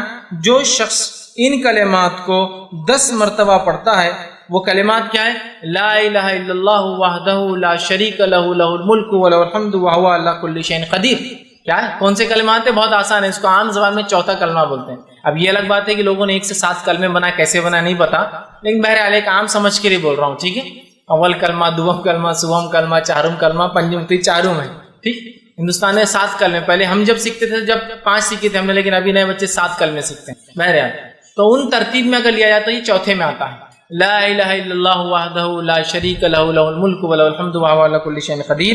تو آپ فرماتے اور کہتے ہیں کہ آپ نے فرمایا کہ جو شخص اس کلمے کو 10 مرتبہ پڑھتا ہے، ٹھیک ہے، لا الہ الا اللہ وحدہ لا شریک لہ، کہ اللہ جو ہے لا الہ، اللہ کے سوا کوئی معبود برحق نہیں، وہ ایک ہے، اس کا کوئی شریک نہیں. ٹھیک ہے، اس کے الفاظ جو ہے لہ الملک ولہ الحمد، اسی کے لیے جو ہے تمام ملکیت ہے اور اسی کے لیے تمام تعریفیں ہیں. وہو علی کل شیء قدیر، اور وہ تمام چیزوں پر قادر ہے. ٹھیک ہے، ٹھیک ہے، یہ اس کا ترجمہ ہے. جو شخص اس کو 10 مرتبہ پڑھتا ہے دن میں، آپ سے فرماتے ہیں اس کا ثواب ایسے ہے گویا اس نے بنی اسماعیل میں سے 4 غلاموں کو آزاد کیا. اسماعیل علیہ السلام کی نسل میں سے کتنے لوگوں کو آزاد کیا؟ 4 لوگوں کو. اور آپ کو پتا ہے کہ آدم علیہ السلام سے لے کر نبی اکرم صلی اللہ علیہ وسلم تک، اسماعیل علیہ السلام کی جو نسل کا تذکرہ کیوں آ رہا ہے؟ آدم علیہ السلام سے لے کر نبی اکرم صلی اللہ علیہ وسلم تک آپ سے فرماتے ہیں اس نسل میں کسی نے بھی زنا نہیں کیا. کیونکہ انبیاء جو ہوتے سب سے پاکیزہ نسل میں پیدا ہوتے ہیں. سمجھ رہے؟ مشرک گزرے ہیں وہ ایک الگ چیز ہے، لیکن کوئی جو ہے زنا نہیں کیا، مطلب ولد الزنا یا زنا کی اولاد یا زنا نہیں کیا کسی. اتنی پاکیزہ نسل ہے آدم علیہ السلام سے لے کر اسماعیل علیہ السلام، اسماعیل علیہ السلام سے لے کر رسول اللہ صلی اللہ علیہ وسلم تک. سمجھ رہے آپ؟ تو کہا اس نے بنی اسماعیل میں سے 4 غلام آزاد کیے. غلام آزاد کرنا بہت اجر ثواب کام ہے. کیا کرنا ہے آپ کو؟ لا الہ الا اللہ وحدہ لا شریک لہ لہ الملک ولہ الحمد وہو علی کل شیء 10 مرتبہ پڑھنا ہے دن. تو کیا کیا آپ نے؟ بنی اسماعیل میں سے 4 غلام آزاد کر دی. صرف 10 مرتبہ کلمے کو پڑھنا ہے. کتنے فضائل اندازہ لگا. دوسری فضیلت جو ہے ایک اور ذکر کی جو میں آج رکھ رہا ہوں، ویسے بہت ہے لیکن 3 میں نے چنے ہیں صرف. دوسری فضیلت والا ذکر ہے جو بہت آسان ہے، ہم سب کر سکتے ہیں، وہ یہ ہے جو کہ ترغیب و تہذیب، اسی میں جو یہ صحیح روایت ہے، بہت مشہور اور معروف روایت ہے کہ آپ صلی اللہ علیہ وسلم نے فرمایا جو شخص نماز کے بعد 33 مرتبہ الحمدللہ، 33 مرتبہ سبحان اللہ، 33 مرتبہ اللہ اکبر کہتا ہے اور آخر میں یہ کہتا ہے لا الہ الا اللہ وحدہ لا شریک لہ لہ الملک ولہ الحمد وہو علی کل شیء قدیر، وہی جو میں نے اس سے پہلے رکھا.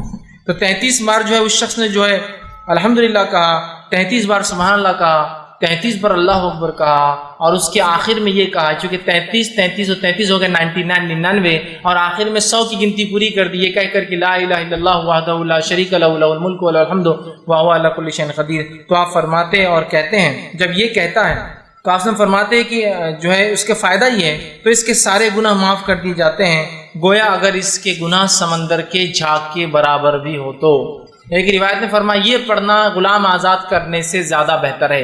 ایک روایت فرمایا اس کے پڑھنے سے 10 نیکیاں ہر اس پہ ملتے ہیں، مطلب اس کو 1000 نیکیاں ملتی. 100 بار پڑھا نا، 100 پڑھنے پہ اس کو 1000، 10 ہر اس پہ 10 تو 1000 نیکیاں ملتی ہے، 1000 گناہ معاف کر دیے جاتے ہیں.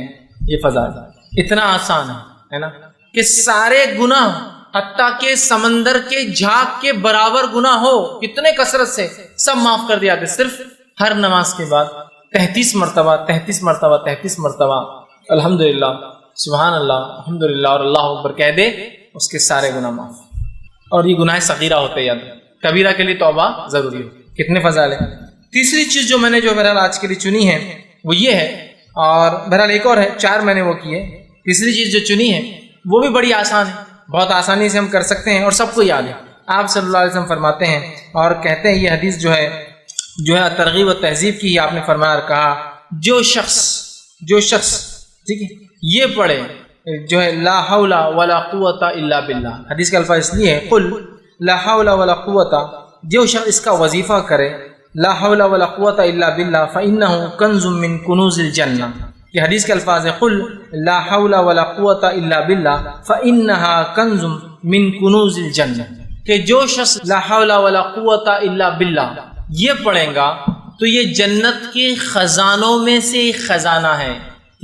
جنت کے خزانوں میں سے خزانہ، اس کا معنی کیا ہوتا ہے؟ لا حول، نہ ہمیں صلاحیت ہے، نہ ہمیں سمجھ ہے، ولا قوت، نہ ہمیں کوئی چیز کرنے کی طاقت، الا باللہ، سوائے اس کے کہ اللہ ہر چیز پر قادر ہے، اس کی مشیت سے یہ تمام کام ہوتے ہیں۔ آپ نے فرمایا اس کا وظیفہ کرو، اس لیے کہ جنت کے خزانوں میں سے ایک ڈھکا ہوا چھپا ہوا خزانہ ہے، لا حول ولا قوت الا باللہ، اتنا ہی پڑھنا ہے، کبھی بھی آپ پڑھ سکتے عام۔ چوتھا جو ایک حدیث جو صحیح بخاری کی ہے، اور صحیح بخاری کی آخری حدیث ہے، لاسٹ حدیث کے الفاظ دیکھیے کیا ہے، کلمتان حبیبتان الی الرحمن، دو کلمے ایسے ہیں جو رحمان کو بڑے پسند ہیں، خفیفتان علی اللسان، بہت آسان ہے انسان کی زبان پہ، بڑے ہلکے ہوتے زبان کے اعتبار سے، ثقیلتان فی المیزان، لیکن بہت وزنی بھاری ہوں گے روز قیامت میزان کے اندر، سبحان اللہ وبحمدہ وسبحان اللہ العظیم۔ دو کلمے ایسے ہیں جو رحمان کو بڑے پسند ہے، ہونٹوں پر بڑے ہلکے ہیں، میزان میں بڑے بھاری ہے، سبحان اللہ وبحمدہ وسبحان اللہ العظیم۔ دو ہی کلمے، کس کو یاد نہیں؟ سب کو یاد ہے، بس اٹھتے بیٹھتے سوتے جاگتے جب یاد آئے سبحان اللہ وبحمدہ وسبحان اللہ العظیم پڑھ دیجیے، ہوگا، سمجھ رہے آپ؟ تو یہ بڑی اہمیت کی حامل ہے، اور کتنے فضائل ان کے دیکھیے آپ بتائے جا رہے ہیں ان کے پڑھنے کے بارے میں، اور یہ بہت آسان عمل ہے، یاد رکھیں، ٹھیک؟ تو ہم اللہ کے ذکر کے معاملے میں بہت محتاط رہیں، چونکہ جو ذکر اللہ کا بندہ نہیں کرتا ہے اس کے تعلق سے حدیث میں الفاظ ہے، ذکر کرنے والے اور نہیں کرنے والے کی مثال الحی والمیت کی ہے، ذکر کرنے والا زندہ ہے اور ذکر نہیں کرنے والا مردہ ہوتا ہے، یاد رکھیے۔ اور جو بندہ اللہ کا ذکر نہیں کرتا شیطان اس پر غالب آ جاتا ہے، پریشانیاں اس کے دل میں بھر جاتی ہے، اطمینان سے دل خالی ہو جاتے ہیں، تنگ دستی بھر جاتی ہے، دنیا کی زندگی اجیرن ہو جاتی ہے، مشکل میں جو ہے زندگی گزارتا ہے، بہت نقصانات ہیں، یاد رکھیے۔ ذکر نہ کرنے سے شیطان حاوی ہو جاتا ہے، دل بے اطمینان ہوتا ہے، انسان پریشان ہوتا ہے، کئی چیزوں کا ذکر الہی علاج ہے۔ تو اگر آپ کہیں آپ پریشان ہیں، تنگ دستی ہے، بدحالی ہے، دل نہیں لگتا، وساوس آتے ہیں، شیطان آپ پر حاوی ہو گیا ہے، فلاں ہو گیا، اور شیطان کے حاوی ہونے سے کیا کیا نقصان ہوتے ہیں آپ سب جانتے ہیں، تو ان سب کا علاج کیا ہے؟ اللہ کا ذکر، اس کا علاج۔ آئیے میں اس کے کچھ دلائل آپ کے سامنے رکھتا ہوں کہ جو ہے رسول اللہ صلی اللہ علیہ وسلم فرماتے اور کہتے ہیں کہ بندہ جب اللہ کا ذکر کرتا ہے تو شیطان اس سے دور بھاگ جاتا ہے۔ جب بندہ اللہ کا ذکر کرتا ہے شیطان دور بھاگ جاتا ہے۔ اس کا دوسرا معنی ہوا جب بندہ اللہ کا ذکر نہیں کرتا شیطان اس کے قریب آ جاتا ہے، اس لیے میں نے کہا شیطان قریب آ جاتا ہے۔ دوسرا جو ہے سورہ طٰہٰ سورہ نمبر 20 اس کی آیت نمبر 124 میں اللہ نے فرمایا اور کہا من اعرض عن ذکری فإنہ لہ معیشۃ ضنکا، جو اللہ کے ذکر سے اعراض کرتا ہے ہم اس کی دنیا کی زندگی برباد کر دیتے ہیں۔ معیشۃ ضنکا، معیشت سمجھتے ہیں نا، معیشت اکنامی، اس کی دنیا کی زندگی اللہ فرما رہا ہے اس کو تنگ کر دیتا ہے، زندگی کو دنیا میں پریشان حال آدمی ہو جاتا ہے۔ اس لیے میں نے کہا دل بے اطمینان ہو جاتا ہے، شیطان گھیر لیتا ہے، دنیا تنگ ہو جاتی ہے کس انسان کے لیے جو اللہ کا ذکر نہیں، اور جو اللہ کا ذکر کرتا ہے دنیا کھول دی جاتی ہے، شیطان دور رہتا ہے اس سے اور وہ اطمینان میں رہتا ہے۔ ورنہ جو اللہ کا ذکر نہیں کرتے نا پریشان پریشان پریشان، اور جو اللہ کا ذکر کرتے ہیں نا سب سے بڑی پریشانی میں ان کا چہرہ دیکھ کر آپ کہتے ہیں یار یہ آدمی تو پریشان لگتا نہیں۔ ٹھیک، تو اللہ رب العزت قرآن میں کیا فرماتا ہے دلوں کے تعلق سے؟ بہت سے لوگ پریشانی میں مبتلا ہے، اللہ کا ذکر علاج ہے۔ اللہ سبحانہ تعالیٰ سورہ رات سورہ نمبر 13 اس کی آیت نمبر 28 میں فرماتا کہتا ہے الا بذکر اللہ تطمئن القلوب، کہ اللہ کے ذکر میں جو ہے لوگوں کے دل اطمینان پاتے ہیں۔ الا بذکر اللہ تطمئن القلوب، کہ اللہ کے ذکر میں دل اطمینان پاتے ہیں۔ تو اگر ہم میں سے کوئی بے اطمینان ہے تو کیا کرنا ہے؟ دل کے اطمینان کے لیے اللہ کا ذکر کرنا۔ کوئی دل کے اطمینان کے لیے نشہ کر رہا ہے، کوئی دل کو اطمینان رکھنے کے لیے شراب پی رہا ہے، کوئی دل ہے نا پریشانیوں کو دور کرنے کے لیے تو آدمی کرتا ہے۔ پریشان ہونے کی وجہ سے بلڈ پریشر کی آپ سمجھو کوئی آدمی برائی نہیں کر رہا، کچھ لوگ اپنی پریشانیوں کا حل نشے کے ذریعے نکالتا، کچھ لوگ نہیں ہو رہے تو پھر ان کا بلڈ پریشر بڑھ رہا ہے، شوگر لیول ہائی ہو جا رہا ہے، فلاں بیماریاں آتی ہیں انسان میں، معلوم آپ کو پریشانیوں سے۔ جب ایک انسان اللہ کا ذکر نہیں کرتا ہے تو پریشان ہوتا ہے، پریشانیاں دور کرنے کے لیے یا تو وہ کچھ چیز جسم کو نقصان دہ پیتا ہے یا کھاتا ہے یا پھر اپنے جسم کو خراب کر لیتا ہے۔ تو اللہ کا ذکر کیجئے، تمام چیزوں میں انشاءاللہ آپ کو اطمینان، دنیا کی اچھی زندگی، شیطان ہم سے خود بخود دور ہو جائے گا۔ اور جو اللہ کا ذکر نہیں کرتا وہ منافق کی ایک صفت اس کے اندر ہوتی ہے۔ ذکر نہیں کرنے کا ایک نقصان تو یہ ہوا کہ وہ جو ہے شیطان اس پہ حاوی ہو گیا، دنیا کی زندگی برباد ہو گئی ہے نا، اور دل پریشان ہو گیا۔ ذکر کرنے والے سے شیطان دور چلا گیا، دنیا کی زندگی اچھی ہو جائیں گی اور جو ہے دل اطمینان پائیں گے۔ یہ بات، اور ذکر نہیں کرنا نفاق کی علامت بھی۔ اللہ رب العزت فرماتا ہے سورہ نساء سورہ نمبر 4 اس کی آیت نمبر 142 میں اللہ فرماتا ہے اور کہتا ہے ان المنافقین یخادعون اللہ وهو خادعهم، کہ منافق وہ ہے جو اللہ کو دھوکہ دینا چاہتے ہیں حالانکہ یہ خود دھوکے میں ہیں۔ آگے فرمایا وَإِذَا قَامُوا إِلَى الصَّلَاةِ قَامُوا كُسَالَىٰ، اور جب اللہ کی ذکر نماز کے لیے کھڑے ہوتے تو کیسے کھڑے ہوتے؟ قَامُوا كُسَالَىٰ، بہت سستی سے۔ تو اللہ کا ذکر میں نماز بھی شامل ہے، قرآن ہے، نماز ہے، دعائیں ہیں، میں نے یہ بات تفصیلاً شروع میں رکھی ہے۔ وَإِذَا قَامُوا إِلَى الصَّلَاةِ قَامُوا كُسَالَىٰ، اور جب نماز کے لیے کھڑے ہوتے تو بہت سستی کے ساتھ کھڑے ہوتے ہیں۔ پھر فرمایا یراؤن الناس، اور اس لیے نماز پڑھتے ہیں کہ لوگوں کو دکھائے، ولا یذکرون اللہ الا قلیلا، اور نہیں کرتے اللہ کا ذکر مگر بہت تھوڑا۔ تو جو شخص اللہ کا ذکر نہیں کرتا وہ در حقیقت اس میں نفاق کی ایک علامت ہے، فوراً اللہ سے توبہ کرے اور اللہ کا ذکر چالو کر دے، اور توبہ بھی اللہ کا ذکر ہی ہے، یاد رکھیے۔ ذکر کا بڑا وسیع معنی یاد رکھیے، قرآن پڑھنا، نماز پڑھنا، اللہ کے دین کا تذکرہ کرنا، اچھائی کا حکم دینا، برائی سے روکنا، دعاؤں کا پڑھنا، وہ ساری چیزیں ذکر ہے۔ تو جو ہے منافق کی ایک صفت آ جاتی ہے، دنیا تنگ کر دی جاتی ہے، دل بے اطمینان ہوتے، شیطان لپٹ جاتا ہے، اور ذکر کرنے سے سب فائدے الٹ، شیطان دور ہو جاتا ہے، دنیا کی زندگی شروع ہو جاتی ہے، دل کو اطمینان آ جاتا ہے، منافقت کی صفت نکل جاتی ہے۔ آگے آئیے، وہ لوگ جو اپنے دلوں کو سخت کر لیتے ہیں، اللہ کا ذکر نہیں کرنا یہ دلوں کی سختی کی علامت ہے، دل سخت ہو گئے، تو ان کے تعلق سے اللہ نے وعید کی قرآن میں، اور سورہ زمر سورہ نمبر 39 آیت نمبر 22 میں کہا فرمایا، اپنے اللہ نے فرما رکھا فویل للقاسیۃ قلوبہم من ذکر اللہ، کہ اللہ نے فرمایا کہ تباہی ہے، ہلاکت ہے، ویل ہے ان لوگوں کے لیے جن کے دل اللہ کی یاد سے سخت ہو چکے ہیں۔ ویل کا لفظ دیکھیے، فرمایا فویل للقاسیۃ قلوبہم، ان لوگوں کے لیے لعنت ہے جن کے دل سخت ہو گئے من ذکر اللہ، اللہ کے ذکر سے۔ تو اللہ نے جو اللہ کا ذکر نہیں کرتا کہا ان کے دل سخت ہے اور اللہ کی لعنت ہے ان لوگوں۔ تو کیا ہم اور آپ اللہ کی لعنت کے مستحق ہونا چاہتے ہیں اللہ کا ذکر چھوڑ کر؟ نہیں نا، تو اللہ کا ذکر ہمیں کثرت سے کرنا پڑے گا، اور اللہ کے ذکر کی اہمیت اتنی زیادہ ہے کہ نبی اکرم صلی اللہ علیہ وسلم کو اللہ نے تاکید کیا، کہیں اللہ کے ذکر سے نبی آپ غافل نہ ہو جانا، اور آپ صلی اللہ علیہ وسلم کو یہ حکم سورہ اعراف سورہ نمبر 5 اس کی آیت میں 205 میں آیا، اس کا آخری حصہ آیت کا اللہ نے فرمایا اور کہا وَلَا تَكُن مِّنَ الْغَافِلِينَ، اے نبی اپنے آپ کو اللہ کے ذکر سے غفلت میں نہ ڈال دینا، یا اپنے ذکر اللہ کا ذکر نہ کر کے اپنے آپ کا شمار غافلوں میں نہ کر لینا۔ تو نبی اکرم صلی اللہ علیہ وسلم کو تاکید آ رہی ہے، نبی اللہ کا ذکر نہیں کر کے اپنے دل کو غافلوں میں شامل مت کر لینا۔ پھر جب نبی کو یہ تاکید ہے، ہمارے لیے کتنی اہم تاکید ہے۔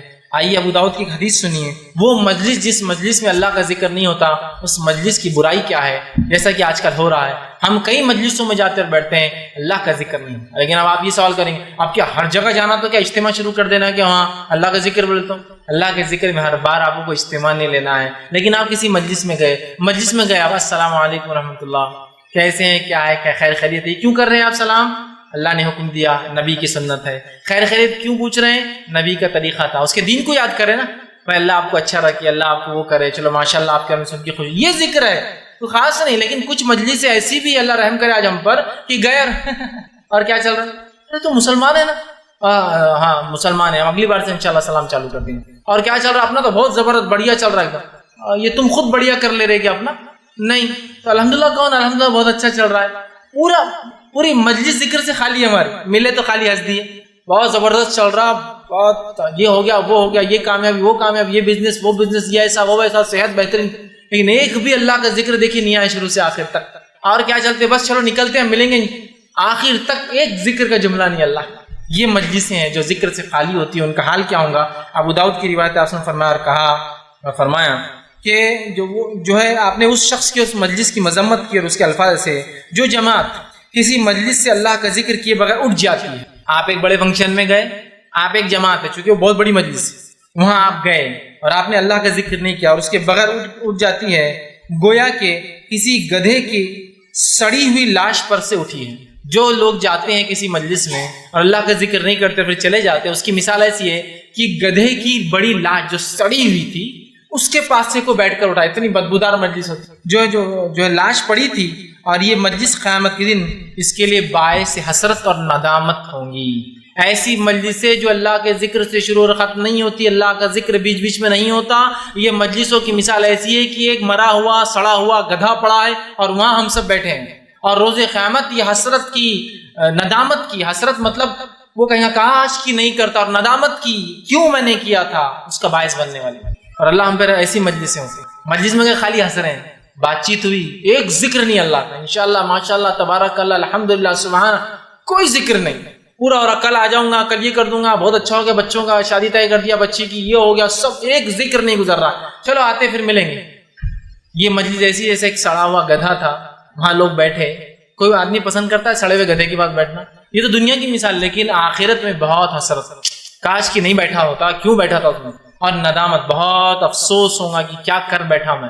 ہر مجلس کی شروعات اللہ کے نام، ٹھیک ہے، میں اپنے کوئی بھی جو مجلس ہو رہی ہے وہ دینی مجلس نہیں ہے، دنیا بھی ہے، شروعات تو دین سے کر سکتا ہوں، شروعات تو کر سکتا ہوں، یہ بڑی بات ہے، یاد رکھ، سمجھ رہے ہیں بات کو، یہ بڑی بات ہے۔ اور ایسے بہت ساری مثالیں اسلاف سے ملتی ہیں۔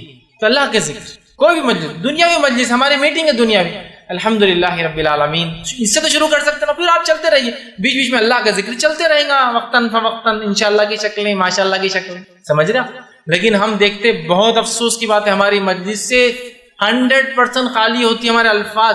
ایسا بنا لیجیے اپنے آپ کو کہ یہ تو ہوں گا ہی نہیں کہ انشاءاللہ ماشاءاللہ کے بغیر کوئی بات میری شروع ختم ہو۔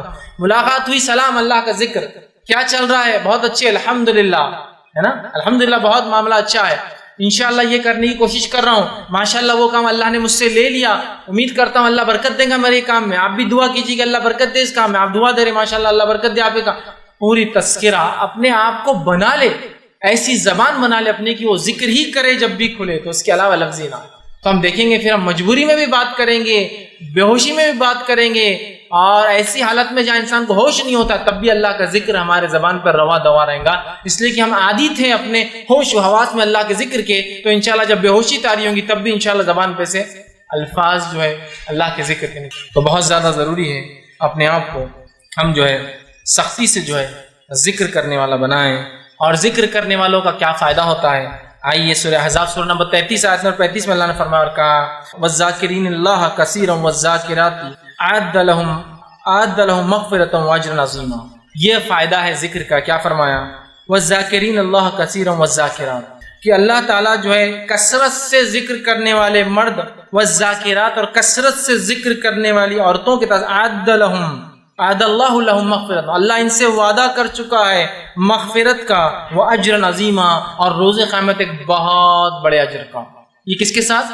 ذکر کرنے والے مرد، والذاکرین اللہ کثیرا، ذکر کرنے والے مرد کثرت سے، والذاکراتی، اور ذکر کرنے والی عورتیں کثرت سے، اعد اللہ لہم مغفرت، اللہ ان سے وعدہ کر چکا ہے مغفرت کا، وہ اجر عظیمہ، اور روز قیامت بہت بڑے اجر کا۔ اور وہ کیا ہو سکتا ہے؟ یاد رکھیے، علماء لکھتے ہیں، مفسرین لکھتے ہیں، جب بھی تذکرہ ایسا آتا ہے، عذاب علیم، عذاب شدید، ٹھیک ہے، عذاب عظیم یا اجر عظیمہ، یہ ایسے گناہ، مطلب ایسی اذیتیں ہیں جو جہنم کے بارے میں جب آتی ہے، اور جب جنت کے بارے میں آتی ہے اجر عظیمہ یہاں آیا، یہ ایسے اجر ہے جن کو چونکہ انسان سمجھ نہیں سکتا، بلکہ اللہ نے ڈیفائن بھی نہیں کیا اسے۔ عذاب علیم، دردناک عذاب، تو وہ اتنا دردناک ہوگا، علماء لکھتے ہیں کہ وہ ہم دنیا میں کوئی اگزامپل نہیں ہے اس کا، اس لیے اللہ نے خالی علیم بول کے گزر گیا۔ یہ کچھ عذاب کا تذکرہ آیا، جہنم میں ان کے اوپر سانپ ہوں گے، سانپ ہم کو سمجھتے سانپ وہ کاٹیں گے، بات صحیح، لیکن کچھ عذاب کا صرف تذکرہ آتا ہے، کیوں؟ وہ ہم سمجھ نہیں پاتے ہیں۔ تو یہاں کا عذاب اجر عظیم، اتنا بڑا اجر کہ ہم دنیا میں اس کو مطلب امیجن نہیں کر سکتے، بلکہ اللہ نے چھوڑ دیا اور چلا گیا آگے، بس بہت بڑا سمجھ جاؤ، سمجھ رہے؟ یہ ذکر کرنے والوں کے تعلق سے ہمیں چاہیے کہ ہم اللہ کا کثرت سے ذکر کرے اور کہیں غافلوں میں نہ ہو جائے، جیسے کہ سورہ اعراف سورہ نمبر 5 آیت نمبر 205 میں اللہ نے فرمایا کہا اپنے جو ہے پروردگار کا دل ہی میں عاجزی اور خوف کے ساتھ اور پست آواز سے صبح اور شام یاد کرتے رہو، اور ذکر الہی سے غفلت برتنے والوں میں نہ ہو جاؤ۔ یہ حکم رسول اللہ صلی اللہ علیہ وسلم کو تھا، جس کا حصہ میں نے پڑھا ہوا تھا، وَلَا تَكُن مِّنَ الْغَافِلِينَ، اے نبی آپ غفلت کرنے والوں میں نہ ہو جانا۔ تو آیت پوری ایسی ہے، اپنے پروردگار کا دل ہی میں عاجزی اور خوف اور پست آواز سے صبح اور شام ذکر کیا کرو، اور اے نبی کہیں آپ غفلت کرنے والوں میں ذکر کے معاملے میں نہ ہو جائیں۔ تو ہم بھی جو ہے اللہ کے ذکر کو لازم جانیں، ذکر کو تھام لے، اور ذکر کو اپنا شعار بنا لے کہ اٹھتے بیٹھتے چلتے پھرتے لوگ آپ کو دیکھ کر اللہ کے ذکر کرنے والے بن جائیں۔ لوگ آپ کی وجہ سے اللہ کا ذکر کرے کہ ماشاءاللہ یہ آدمی اتنی بات کرتا ہے اللہ کے ذکر کی، ہم کیسے اس کو اس کے خلاف بات کریں، وہ بھی آپ کے ساتھ ذکر کرنے لگ جائے۔ ورنہ ہوتا ہے کہ ہم اتنی گندی باتیں اپنے زبانوں سے نکالتے ہیں، ذکر کے خلاف کام کرتے ہیں، جس کے نتیجے میں لوگ ہم سے برائی سیکھتے، اچھا ہی نہیں۔ تو لہٰذا ہم کوشش کریں اپنی زبانوں کو اللہ کے ذکر سے تر رکھے اور ہمیشہ اللہ کے ذکر کو غالب جانے اور ہمیشہ اللہ کے ذکر کو اپنے پر لازم جانے اور اللہ کا ذکر میں اپنی زبان کو تر رکھے۔ انشاءاللہ عزیز دنیا میں اس کے فائدے اٹھائیں گے، انشاءاللہ عزیز آخرت میں اس کے فائدے، ورنہ ایک پریشان کن زندگی، دنیا کی ایک بری زندگی، شیطان کے وسوسے اور ہم پر غلبہ ہو جائیں گا، اور جو ہے آخرت میں ہم بہت بڑا خسارہ اٹھائیں گے۔ اور ذکر کرنے سے قلب کا اطمینان، دل کا اطمینان، دل سے بیماریاں اور بہت سارے مسائل سے انسان پریشانی سے دور ہوں گا، شیطان ہم سے دور ہو جائیں گا، اور آخرت میں بہت بڑے ایک اچھی دنیا کی زندگی اور آخرت میں بہت بڑا ہم اجر پائیں گے۔ تو یہ چند باتیں تھی جو اللہ کے ذکر کے تعلق سے میں نے جو مناسب سمجھی آپ کے سامنے رکھی۔ آخر میں اللہ تعالیٰ سے دعا ہے کہ اللہ سبحانہ تعالیٰ جو کچھ کہا سنا گیا اسے عمل کی توفیق عطا فرمائے، ہم تمام کے لیے اپنا ذکر کرنا جو ہم آسان کرے، ہمیں ایک ایسی زبان ہے اللہ عطا فرما جو تیرا ذکر ہی کرتے رہے اور ساری زندگی ہم تیرا ذکر کرے، اور جہاں کہیں ہو اللہ ہم تیرا ذکر کرے، اور خاتمہ بھی ہمارا تیرا ذکر پر ہی ہو، اور جب تک ہمیں زندہ رکھے اسلام اور ایمان پر زندہ رکھے، خاتمہ ایمان پر ہو۔ وآخر دعوانا الحمدللہ رب العالمین، سبحان ربک رب العزت عما یصفون وسلام علی المرسلین والحمدللہ رب العالمین۔ بسم اللہ الرحمن الرحیم، الحمدللہ رب العالمین والصلاة والسلام علی خاتم النبیین والمرسلین، رب اشرح لی صدری ویسر لی امری واحلل عقدۃ من لسانی یفقہوا قولی۔ السلام علیکم فیض بھی، میرا سوال ہے کہ آج کل لوگ جو ہے واٹس ایپ پہ یا فیس بک پر ایک میسج ڈالتے ہیں کہ 5000 میسج یہ 5000 لوگوں کو فارورڈ کر دیجیے گا، انشاءاللہ جو ہے ثواب جاریہ ملے گا اور ایک درود کا ورڈ کمپلیٹ ہوگا یا اللہ کا ذکر ہوگا، تو اس تعلق پہ تھوڑا سا روشن۔ بھائی نے بہت اچھا سوال کیا کہ آج کل social networking website پہ، فیس بک ہے، واٹس ایپ پہ بھی میں دیکھا ہوں لوگ ایک میسج کرتے ہیں لا الہ الا اللہ محمد رسول اللہ، دیکھو یہ آج کتنے لوگ پڑھتے ہیں آپ کے، بھیجو اسے، یا پھر درود کا آدھا حصہ لکھتے بولتے بھیجیے ان کو، کتنے لوگ درود مکمل کریں گے، یا کچھ لوگ کنڈیشنل بھیجتے 11 لوگوں کو بھیجو تو اچھی خبر ملیں گی، نہیں بھیجو تو بری خبر آئیں گی، 10 لوگوں کو بھیجو فلاں ہوں گا، 5000 لوگوں کو بھیجو، اور آج کل نیا سسٹم ہوگا 10 گروپ میں بھیجو، 15 گروپ میں، اب نہیں ہے جس کے گروپ بناتے بیٹھتا بیچارہ ڈر کر، ہے نا۔ تو یہ کئی زمانے سے چلا آ رہا ہے، یاد رکھیں کسی بھی ذکر کو اس طرح سے وہ کرنا کہ کسی کو مجبور کر کے کہنا کہ آگے بڑھاؤ یا آگے بھیجو آگے کریں گے، یہ سنت سے ثابت نہیں ہے۔ یاد رکھیں نبی اکرم صلی اللہ علیہ وسلم نے صحابہ کو ذکر سکھائے، لیکن کبھی بھی یہ نہیں کہا کہ اس کو اتنا آگے بڑھاؤ نہیں تو تم کو فلاں ہوگا یا اتنے بار کرو۔ اور کچھ ہی ایسے ذکر اسلام ہے جن کو انگلیوں پر گنا جا سکتا ہے، اس کی تعداد ہے، 10 بار یہ پڑھنا ہے، 10 بار شام میں اور صبح درود پڑھنا ہے، 33 مرتبہ وہ پڑھنا ہے، اسے بہت کم درود ہے، یاد رکھیں، یا 100 مرتبہ کی گنتی آتی ہے، لیکن اس کے علاوہ مخصوص نہیں کیا آپ نے کسی گنتی کو۔ تو لہٰذا یہ جو social networking website پہ لوگ کرتے ہیں، یہ پتہ نہیں کس عقیدے کے تحت، یا ان کی کچھ منتیں ہوتی ہیں، اور ایسے ایسے کنڈیشن ہوتے ہیں کہ پہلے تو یہ تھا، یہ تو ابھی ٹھیک ہے، پہلے زمانے میں تو ہاتھ سے لکھتے تھے لوگ اور چٹھی پھینک دیتے تھے، بولتے تھے اب 11 کو دو، تو بیچارہ رات دن لکھ رہا ہو 11 لوگوں کو، پھر وہ 11 کو، پھر زیروکس مشین آئے تو ہم کو لگا زیروکس مشین والوں کی چال ہے کہ 11 کو زیروکس کر کے دو، وہ زیروکس کرا رہے تھے 11 لوگوں تک کر رہے تھے، اب وہ چلا گیا، اب تو یہ بہت آسان واٹس ایپ کو دور ہے، کاپی پیسٹ کا معاملہ ہے پورا فیس بک پہ واٹس ایپ ابھی بھی، لیکن چالو، اس کا مطلب یہ بدعقیدگی کی بنیاد پہ لوگ کرتے ہیں کہ اتنے لوگوں کو بھیجو اتنے لوگوں کو بھیجو، ایک نے نہیں بھیجا تو اس کا بیڑا غرق ہو گیا، اس کا بچہ مر گیا، اس کو بیماری آ گئی، ایک نے بھیج دیا تو تقریباً لوگوں کی لاٹری نکل جاتی اس کے اندر، ایک نے بھیجا تو اس کی لاٹری نکل گئی، ہے نا، کچھ ہوا بھی تو حرام کامی ہو اس کے ساتھ، مطلب لاٹری خریدا تو لاٹری لگی، ٹھیک، لاٹری لگ گئی، بزنس میں فائدہ ہو گیا، اور نہیں کیا تو بچہ مر گیا، بیماری آ گئی، یہ سب فالتو باتیں ہیں، اس کی کوئی حقیقت نہیں۔ اللہ کے ذکر کو اس طرح سے آگے بڑھاؤ بولنا، کسی کو مجبور کرنا اور پھیلانا، یہ سنت سے ثابت نہیں۔ لہٰذا آپ کو جو ذکر یاد ہے، ہاں یہ الگ ہو سکتا ہے کہ آپ کو کوئی ذکر یاد ہے، اس کے فضائل آپ لکھ کر لوگوں کو بھیجے کہ 33 مرتبہ سبحان اللہ الحمدللہ اور جو ہے اللہ اکبر پڑھنے کا یہ فائدہ ہے فلاں، یہ ایک الگ چیز ہے، لیکن اس کو اتنے لوگوں تک پہنچاؤ یا اتنے لوگوں تک نہیں پہنچانے کا یہ نقصان ہوگا، پہنچانے کا یہ فائدہ ہوگا، یہ سب بے بنیاد باتیں۔ آپ کثرت کے ساتھ زیادہ سے زیادہ اللہ کے ذکر کو عام کر سکتے ہیں، عام کرنے کے لیے فیس بک بھی یوز کر سکتے ہیں، social networking websites use کر سکتے ہیں، واٹس ایپ یوز کر سکتے ہیں، اور بھی یوز کر، وہ الگ چیزیں، لیکن اس کو فکس کرنا، تعداد فکس کرنا، بھیجنے کے فضائل بتانا، نہ بھیجنے کے نقصانات بتانا، یہ تمام چیزیں پھر غلط ہے اور بدعت میں اس کا شمار ہوگا۔ کسی نے رمضان سے متعلق سوال کیا کہ آپ نے اپنے گزشتہ درس میں کہا تھا، ایک روایت کا حوالہ بھی دیکھیے طبرانی کا، کہ شرک اور بدعت کرنے والا جہنم میں داخل ہوگا۔ پھر جو ہے انہوں نے لکھا آگے کہ صحیح بخاری کتاب الصوم باب رمضان میں تراویح کی فضیلت حدیث نمبر 1885 میں یہ ہے کہ تراویح ایک بدعت ہے، اور اس کی رائج کرنے والے حضرت عمر ہیں، دوسرے خلیفہ ہیں، اور آپ نے تراویح کو رائج کر کے کہا کہ تراویح ایک اچھی بدعت ہے، اس کی کیا حقیقت ہے؟ دیکھیے سب سے پہلے چیز تراویح کے تعلق سے حضرت عمر کا کہنا یہ اچھی بدعت ہے، مطلب لوگوں کو نماز میں جوڑ کر جماعت میں، اور ابوبکر صدیق کا قرآن کو جب لکھا گیا مکمل اور ایک کتابی شکل دی گئی، اس کو دیکھ کر کہنا کہ یہ ایک اچھی بدعت ہے، یہ دونوں کے جواب میں نے تفصیلی نیٹ پر دیکھ چکا ہوں، آپ چاہے تو آپ دیکھ لیں تراویح بدعت ڈالے یا قرآن کا جمع کرنا بدعت۔ اس لیے کہ یاد رکھیے میں آپ کو اس سے پہلے بتا چکا ہوں کہ عربی زبان میں یا کوئی بھی زبان میں ایک چیز کا اصطلاحی معنی ہوتا ہے، اصطلاحی معنی مطلب وہ کس ٹرم میں یوز ہو رہا ہے، اور ایک ڈکشنری میننگ ہوتا ہے، لغت کا معنی ہوتا ہے کہ ڈکشنری میں کیا معنی ہے۔ جیسے مثال کے طور پر اول کا کیا معنی ہے، الاول بولے تو اللہ کو بولیں گے، لیکن اول بولے تو پہلی کلاس کو بولتے ہیں۔ تو اگر کوئی کہے جماعت اول، اس کا معنی ہوگا اسکول کے ٹرمینالوجی میں اول کا معنی فرسٹ کلاس، اور الاول جب آئیں گا تو اس کا معنی اللہ کے نام اور صفت کی بات ہو رہی ہے، الاول مطلب اللہ کی ایک نام ہے نا، دونوں چیزیں۔ مولا کا معنی مددگار، اگر میں کہوں کہ اس مولا نے میری مدد کی نام کے ساتھ، مولا علی نے میری مدد کی، اس کا معنی ہوگا علی جو کہ غلام ہے اس نے میری مدد کی۔ مولا کہتے ہیں مددگار کو یا غلام کو عربی زبان۔ اور اگر میں کہوں میرے مولا نے میری مدد کر دی اور میرا بڑا پار کر دیا، تو اس کا مطلب میرے رب نے جو کہ مددگار ہے وہ بھی مولا ہے، مددگار کو کہتے ہیں مولا، اس نے بڑا پار۔ تو دیکھیے ایک ہے ٹرمینالوجیکل میننگ کس اصطلاح میں ہوتا ہے، اور ایک ہوتا ہے ڈکشنری میننگ۔ تو بدعت کا ڈکشنری میننگ ہوتا ہے نئی چیز، نیا کام، اصطلاحی معنی ہوتا ہے دین میں حرام کام جو کہ نہیں کرنا چاہیے۔ اب حضرت عمر کا کسی چیز کو رائج کرنا شروع کرنا اور اس کو بدعت کہنا، اس کا معنی یہ ہے رسول اکرم صلی اللہ علیہ وسلم نے 3 دن تک تراویح پڑھائی، اس کے بعد آپ نے نہیں پڑھائی، وجہ بتائی، کہیں لوگ اس کو فرض نہ سمجھیں۔ لوگ ابوبکر صدیق کے دور میں پھر انفرادی پڑھتے رہے۔ حضرت عمر نے سوچا اللہ کے رسول نے تو جماعت سے پڑھائی نا، اگر نہیں پڑھاتے تو یہ بھی شرعی بدعت ہو جاتی، پڑھائی نا، تو کیوں نہ میں لوگوں کو پھر جمع کروں۔ پھر آپ نے حضرت کعب سے کہا کعب کیوں نہ لوگ آپ کے پیچھے نماز پڑھیں، اور حضرت کعب سے کہا تم امامت کرو اور دوسرے لوگ پیچھے ہو گئے۔ پھر آپ نے کہا یہ ایک اچھی بدعت ہے، مطلب ایک اچھا نیا کام میں نے کیا، لیکن نئے سے مراد یہ نہیں کہ دین میں ایک نئی بدعت ایجاد کی، معنی یہ کہ وہ کام جو اللہ کے رسول کے بعد رک گیا تھا حضرت ابوبکر نے نہیں کیا، میں نے پھر سے اس کو چالو کروا دیا۔ یہ اصطلاحی معنی ہے، یاد رکھیے، سمجھ رہے کہ آپ جو ہے ایک جنرل میننگ عربک لینگویج میں کہہ رہے بدعت نئی چیز۔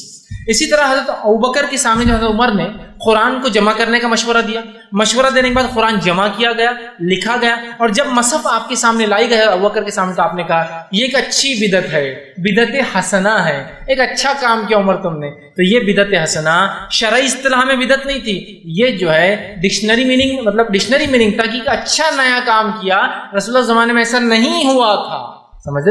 سمجھ رہے بات؟ تو یہ حرام کے معنی میں نہیں ہے۔ تو لہٰذا جو ہے یہ جو بدعت کہنا تراویح کی نماز کو، یہ بدعت یہ شرعی اصطلاح میں نہیں ہے بلکہ ڈکشنری میننگ ہے کہ ایک ایسا کام جو ابوبکر صدیق نے نہیں کیا اور اللہ کے رسول نے اپنی زندگی میں روک دیا تھا، پھر سے چالو کیا گیا، یہ معنی میں یہ چیز ہے۔ کسی نے ایک سوال کیا کہ ان اسکول اور colleges some of the meetings are like ways that there are no ذکر like school program assemblies in English school, so how can we practice there. کسی نے سوال کیا کہ اللہ کا ذکر ہر مجلس میں کرنا ہے، تو اسکول میں وہ جاتے ہیں، اسکول میں میٹنگس ہوتے ہیں، اسمبلی ہوتی ہے، پروگرامز ہوتے ہیں، لیکن وہاں اللہ کا ذکر نہیں ہوتا، تو وہاں کیسے کریں؟ تو دیکھیے اگر مسلم اسکول ہے، چاہے انگلش ہو، چاہے ہندی ہو، چاہے مراٹھی میڈیم ہو، چاہے اردو میڈیم ہو، اسمبلی کی شروعات آپ کیجیے بسم اللہ الرحمن الرحیم اور ایک سورہ پڑھائیے بچے سے، اس کا ترجمہ پڑھائیے تاکہ بچوں کو قرآن کیا کہتا ہے وہ علم بھی ہو۔ اس کے بعد آپ اپنی اسمبلی کنٹینیو کیجیے۔ ہو گیا اللہ کے ذکر سے ابتدا اسمبلی۔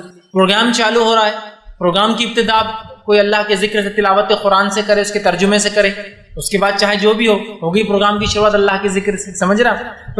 السلام علیکم سر، ایک سوال ہے کہ ناپاک حالت میں اور ناپاک جگہوں پر اللہ کا ذکر کرنا کیسے؟ بھائی نے ایک اچھا سوال کیا کہ ناپاک حالت میں یا ناپاک جگہ پہ اللہ کا ذکر کیسا ہے۔ تو چلیے ناپاک حالت پہ پہلے بات کر لیتے ہیں۔ تلاوت قرآن پاک مطلب اللہ کی کتاب کی تلاوت آپ ناپاکی کی حالت میں نہیں کر سکتے۔ جیسے مثال کے طور پر آپ کی عادت ہے کہ آپ روز جو ہے تلاوت قرآن پڑھ کر جو ہے جیسا آپ کا معمول ہے پڑھ کر سوتے ہیں، لیکن آج آپ ناپاکی کی حالت میں، تو آپ قرآن کی تلاوت کی شکل میں نہیں کرتے، لیکن ناپاکی کی حالت میں اذکار یا حفاظت کی دعائیں یہ کرنا ثابت ہے۔ تلاوت قرآن نہیں ہوگی، ٹھیک، نہ مرد کریں گا نہ عورت کریں گے، جیسا عورت کے حیض کی حالت ہو، مرد ٹیمپرری غسل جنابت ہے اس میں نہیں کریں گے، لیکن اذکار ذکر اور حفاظت کی دعائیں کر سکتے اس حالت میں بھی. سمجھ رہا بات کو؟ جیسے کہ ایک عورت حائضہ ہے، انشاءاللہ ماشاءاللہ سبحان اللہ تبارک اللہ یہ سب کریں گی، یا ایک کلاس لے رہی تو جو الحمدللہ رب العالمین یہ بھی کریں گی، یہ ذکر ہے لیکن کریں گی وہ. سمجھ رہے آپ بات کو؟ اس کی ناپاکی سے کوئی فرق نہیں، اس لیے کہ ابو ہریرہ رضی اللہ عنہ ایک مرتبہ نبی اکرم صلی اللہ علیہ وسلم کو سلام کیا، آپ ان کے سلام کا جواب دینا چھوڑ کر وہ بھاگ گئے نکل کر. بعد میں آئے آپ صلی اللہ علیہ وسلم نے پوچھا ابو ہریرہ میں نے تم کو سلام کیا اور تم بھاگ گئے نکل کر، تو کہ اللہ کے رسول میں ناپاکی کی حالت ہے، مطلب ان پہ غسل جنابت واجب تھا لیکن اس کے باوجود پانی کی ناموجودگی کی وجہ سے بازار میں آئے تھے. اس سے ایک بات اور پتہ چلی، بہت سے لوگ بولتے ناپاک ہے تو گھر سے باہر نکلنا جن پکڑ لیتا. ابو ہریرہ رضی اللہ عنہ تو بازار نکلے تھے بہرحال، تو نکل سکتا ہے مجبوری کی حالت میں، ایسا کرنا نہیں چاہیے لیکن ہو سکتا ہے اس پہ کوئی جن بت نہیں پکڑ دیا. تو آپ صلی اللہ علیہ وسلم فرمایا ابو ہریرہ مومن کبھی ناپاک نہیں ہوتا ہے، نجس نہیں ہوتا، اور کافر چاہے کتنا بھی نہائے دھوئے وہ نجس ہوتا ہے. انما المشرکون نجس، قرآن میں اللہ نے کہا کہ مشرک نجس ہے، مومن نجس نہیں. مومن ٹیمپرری ناپاک ہوتا ہے. تو اس سے پتہ چلا ابو ہریرہ رضی اللہ عنہ کا یہ کام تھا کہ اللہ کے رسول کے سلام کا جواب دیتے، جو کہ ایک ذکر ہے. سمجھ رہے بات؟ تو لہٰذا ایک مرد یا عورت اگر ناپاک ہو تو تلاوت قرآن نہیں کریں گے، چاہے ذہن میں ہو یا چاہے دیکھ کر، سوائے اس کے کہ حافظہ عورت کو اگر ڈر ہو کہ اتنے دن حیض کی حالت میں رہنے سے قرآن بھول جائیں گی تو وہ بغیر ہاتھ لگائے کہ حفظ کر سکتی ہے، اس کو بھی اجازت دی گئی. لیکن مرد کی ناپاکی وہ ٹیمپرری ہوتی ہے، پانی مل گیا وہ پاک ہو سکتا ہے. تو لہٰذا حفاظت کی دعائیں اور وہ ذکر جو ہوتا ہے معمول میں وہ کر سکتے ہیں اس حالت میں بھی. دوسرا بھائی کا سوال تھا ناپاک جگہوں پہ اللہ کے ذکر کا کیا معاملہ ہے؟ جیسے کہ بیت الخلاء. بیت الخلاء ایک ناپاک جگہ ہے، یاد رکھیے، جہاں انسان پیشاب پیخانے کو جاتا ہے. پبلک باتھ رومز ٹوائلٹس ہو سکتے ہیں، ٹھیک ہے، یہ ناپاک جگہ ہے. ٹھیک، یا انسان کچرے کی کنڈی میں ہی کھڑا ہے، سمجھ لیجیے کچھ کام سمجھ لیجیے یہ جگہ ناپاک، کیونکہ گندی جگہیں ہوتی ہیں اور گندی جگہوں پر ظاہر سی بات ہے اس طرح. تو اس میں کیا اللہ کے ذکر کا معاملہ ہے؟ تو یاد رکھیے جو ناپاک جگہ ہوتی ہے، ناپاک جگہ پہ یاد رکھیے اگر اللہ کا ذکر کرنا آپ کی مجبوری ہے تو علماء لکھتے ہیں کہ آپ دل میں کر لیں گے، اس لیے کہ دل کے معاملے پہ اللہ پکڑ نہیں کرتا انسان. جیسا مثال کے طور پر میں بیت الخلاء کے اندر چلا گیا اور بعد میں مجھے یاد ہے کہ میں نے بیت الخلاء میں داخلے کی دعا نہیں پڑھی، اب کیا کریں گے؟ اب اندر تو آپ پڑھ نہیں سکتے اللہ کا ذکر، تو یہاں علماء لکھتے ہیں کہ پھر وہ دل میں پڑھ لیں ایسے، لیکن ہمیشہ نہیں کرنا چاہیے. لیکن اگر ہو گیا اب اس کو کرنا ہے، ملامت ہوتی نا آدمی کو میں نے غلط کیا، تو دل میں پڑھ لے، اس لیے کہ دل کے معاملے پہ اللہ پکڑ نہیں کرتا انسان کی. سمجھ رہے آپ؟ تو لہٰذا اللہم انی اعوذ بک من الخبث والخبائث دل میں پڑھ لیا اس نے. سمجھ رہے آپ بات؟ تو یہ ہو سکتا ہے. تو ایسی ناپاک جگہ جہاں آپ مجبور کر دی جائے دعا کے لیے یا ضروری ہو آپ کے لیے وہ کرنا، تو پھر آپ کیا کریں؟ وہاں علماء لکھتے ہیں کہ آپ دل میں اس کا ذکر کر لیں، ورنہ عمومی طور پر وہاں ذکر نہ کریں، چونکہ ناپاک جگہوں پہ آپ تھوڑی دیر ہوتے ہیں وہاں سے نکل جاتے ہیں. تو اگر آپ ناپاکی کی حالت میں ہوں تو حفاظت کی دعائیں اور عمومی ذکر آپ کر سکتے ہیں. ناپاک جگہوں پر مجبور کر دی جائے تو آپ دل میں جو ہے پھر اس کا جو اللہ کا دل میں ذکر کرے، اس لیے کہ اللہ خفیہ دل میں ذکر کو بھی سنتا ہے. ذکر کا معاملہ ایسا ہی ہے، تو آپ پھر دل میں ذکر کرے گا. السلام علیکم، میرا سوال ہے یہ گھر برونی اور افتتاح ہوتا ہے شاپ کا، اس کا تو اس ٹائم پہ جو ذکر اذکار ہوتا ہے وہ بدعت ہے یا نہیں؟ بھائی نے ایک سوال کیا کہ جب گھر بھرونی ہوتی ہے کسی کی یا دکان کھلتی ہے تو کچھ ذکر اذکار یا قرآن پڑھا جاتا ہے یا قرآن کی ایک مجلس رکھی جاتی ہے قرآن خوانی بول کر، یا کچھ مخصوص ذکر کے ذریعے کھولا جاتا ہے. یاد رکھیے سنت سے دکان کھولنے کی اور مکان میں پہلی بار داخلے کی کوئی دعا ثابت نہیں. سمجھ رہے آپ؟ بسم اللہ بول کے دروازہ کھولیں گے، بسم اللہ بول کے بند کریں گے، عام بات. سمجھ رہے آپ بات؟ لیکن خاص طور سے دکان کی افتتاح کے لیے کوئی دعا میں نے آج تک نہیں کی، دکان اور مکان کی افتتاح کی دعا نہیں ہے. بسم اللہ بول کے آپ کر دیجیے. لیکن ہمارے پاس خاص طور سے دکان مکان کے افتتاح پہ مخصوص اذکار پڑھے جاتے ہیں، جیسے کہ قل اللہ 3 بار پڑھا جاتا ہے، یا سورہ اخلاص کے ساتھ باقی معوذتین سورہ فلق سورہ ناس پڑھ کے پھونکا اور دم کیا جاتا ہے دکان پر، یا کبھی کبھار دکان میں قرآن رکھ کر مخصوص صورتیں پڑھی جاتی ہیں، یا کبھی کبھار جو ہے حروف مقطعات کا ورد کیا جاتا ہے، حامیم یاسین طٰہٰ، اور یہ پڑھا جاتا ہے نون قاف صاد، تاکہ وہ یہ تمام سنت سے ثابت نہیں ہے. تو لہٰذا اگر ایک آدمی دکان کا افتتاح کرتا ہے، مکان کا کرتا ہے، تو مخصوص طور سے قرآن خوانی کرانا سنت سے ثابت نہیں ہے. مخصوص طور سے بچوں کو بلایا جاتا ہے، لوگ جمع ہوتے ہیں، گھر والے جمع ہوتے ہیں. اب گھر بنانے کی کیوں؟ گھر کی ابتدا کرتے ہیں تب بھی لوگ مخصوص اذکار کرتے ہیں. ایک مولوی صاحب آتے ہیں کھڑے رہ کر مخصوص اذکار کرتے ہیں، ایک جانور بھی ذبح کرتے ہیں، مرغا بکرا پتہ نہیں کیا کیا ذبح کرتے ہیں، اور اس کے بعد وہ پہلا کدال مارا جاتا ہے. اور کبھی کبھار تو اسی جگہ کدال مارتے ہیں جہاں وہ ذبح کیا نا، اسی کے خون پہ مارتے ہیں. یہ تمام تر چیزیں اسلامی نہیں. ہاں کسی کو اللہ کے شکر میں کہ اللہ میرے گھر کی تعمیر ہو رہی ہے دینا ہے تو وہ گھر پہ قربانی کرے, وہاں زمین پہ کرنا کیا ضروری ہے. لیکن وہ ایک بدعقیدگی کے تحت کی جاتی ہے کہ وہ زمین کے اوپر جو رہنے والے شیاطین ہیں, جن ہیں, وہ خوش ہو جائے اور ہم کو تکلیف نہ دے, اس لیے کہ نیا گھر بھگ مانگتا ہے, جان مانگتا ہے, نئی دکان جان مانگتی ہے, نئی گاڑی بھگ مانگتی ہے تو انڈا رکھتے گاڑی کے نیچے, لیمبو رکھتے ہیں تاکہ پہلی بار اس پہ چلا جانا, یا مرغی ذبح کرتے, یہ سب بیکار ہے. تو لہٰذا مکان کی اور دکان کی افتتاح کے لیے خاص کوئی دعا میں نے تو آج تک نہیں دیکھی اور ثابت نہیں ہے.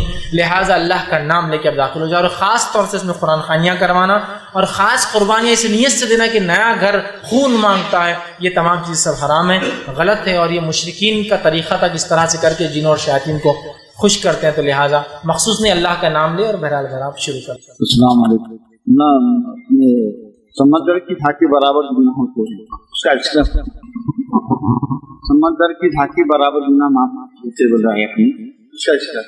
میں نے ایک سوال کیا, جو میں نے ایک حدیث رکھی جس میں آپ صلی اللہ علیہ وسلم نے فرمایا کہ جو اللہ کا ذکر کرتا ہے اور خاص طور سے نماز کے بعد جو شخص جو ہے 33 مرتبہ سبحان اللہ, 33 مرتبہ الحمدللہ, 33 مرتبہ اللہ اکبر, اور آخر میں کہتا ہے لا الہ الا اللہ وحدہ لا شریک لہ لہ الملک و لہ الحمد وہو علی کل شیء قدیر, اس کے اگر گناہ سمندر کے جھاگ برابر بھی ہو تو معاف کر دیے جاتے ہیں. اس کا کیا معنی ہے؟ تو یاد رکھیے جتنی بھی ایسی حدیث اور اس قسم کی حدیثیں آتی ہیں جس میں کثرت سے گناہوں کی معافی کا تذکرہ آتا ہے, جیسا کہ نماز پڑھنے سے گناہ معاف ہو جاتے ہیں, وضو کرنے سے گناہ نکل جاتے ہیں, اللہ کے ذکر کرنے سے گناہ معاف ہوتے ہیں, یہ تمام وہ گناہ ہوتے ہیں جو گناہ صغیرہ ہوتے ہیں. تو اس حدیث کا یہ معنی ہوا کہ ایک انسان اگر بہت کثرت سے بھی اس سے گناہ صغیرہ اگر ہو جاتے ہیں اور اگر اللہ کی یہ تسبیح پڑھ لیتا ہے تو انشاءاللہ اس کے وہ گناہ صغیرہ معاف ہو جائیں گے, اس لیے کہ گناہ کبیرہ بغیر توبہ کے معاف نہیں ہوتے ہیں. تو لہٰذا اس حدیث کا یہ معنی ہے کہ اگر ایک انسان نے ایک نماز سے دوسری نماز تک کثرت سے بھی اگر گناہ صغیرہ کر لی, جو کہ ہو جاتے ہیں ہے نا, چلتے پھرتے جانوروں کو تکلیف پہنچ گئی, انسانوں کو تکلیف پہنچ گئی, نہ چاہتے ہوئے آپ نے کسی کو نقصان پہنچا دیا,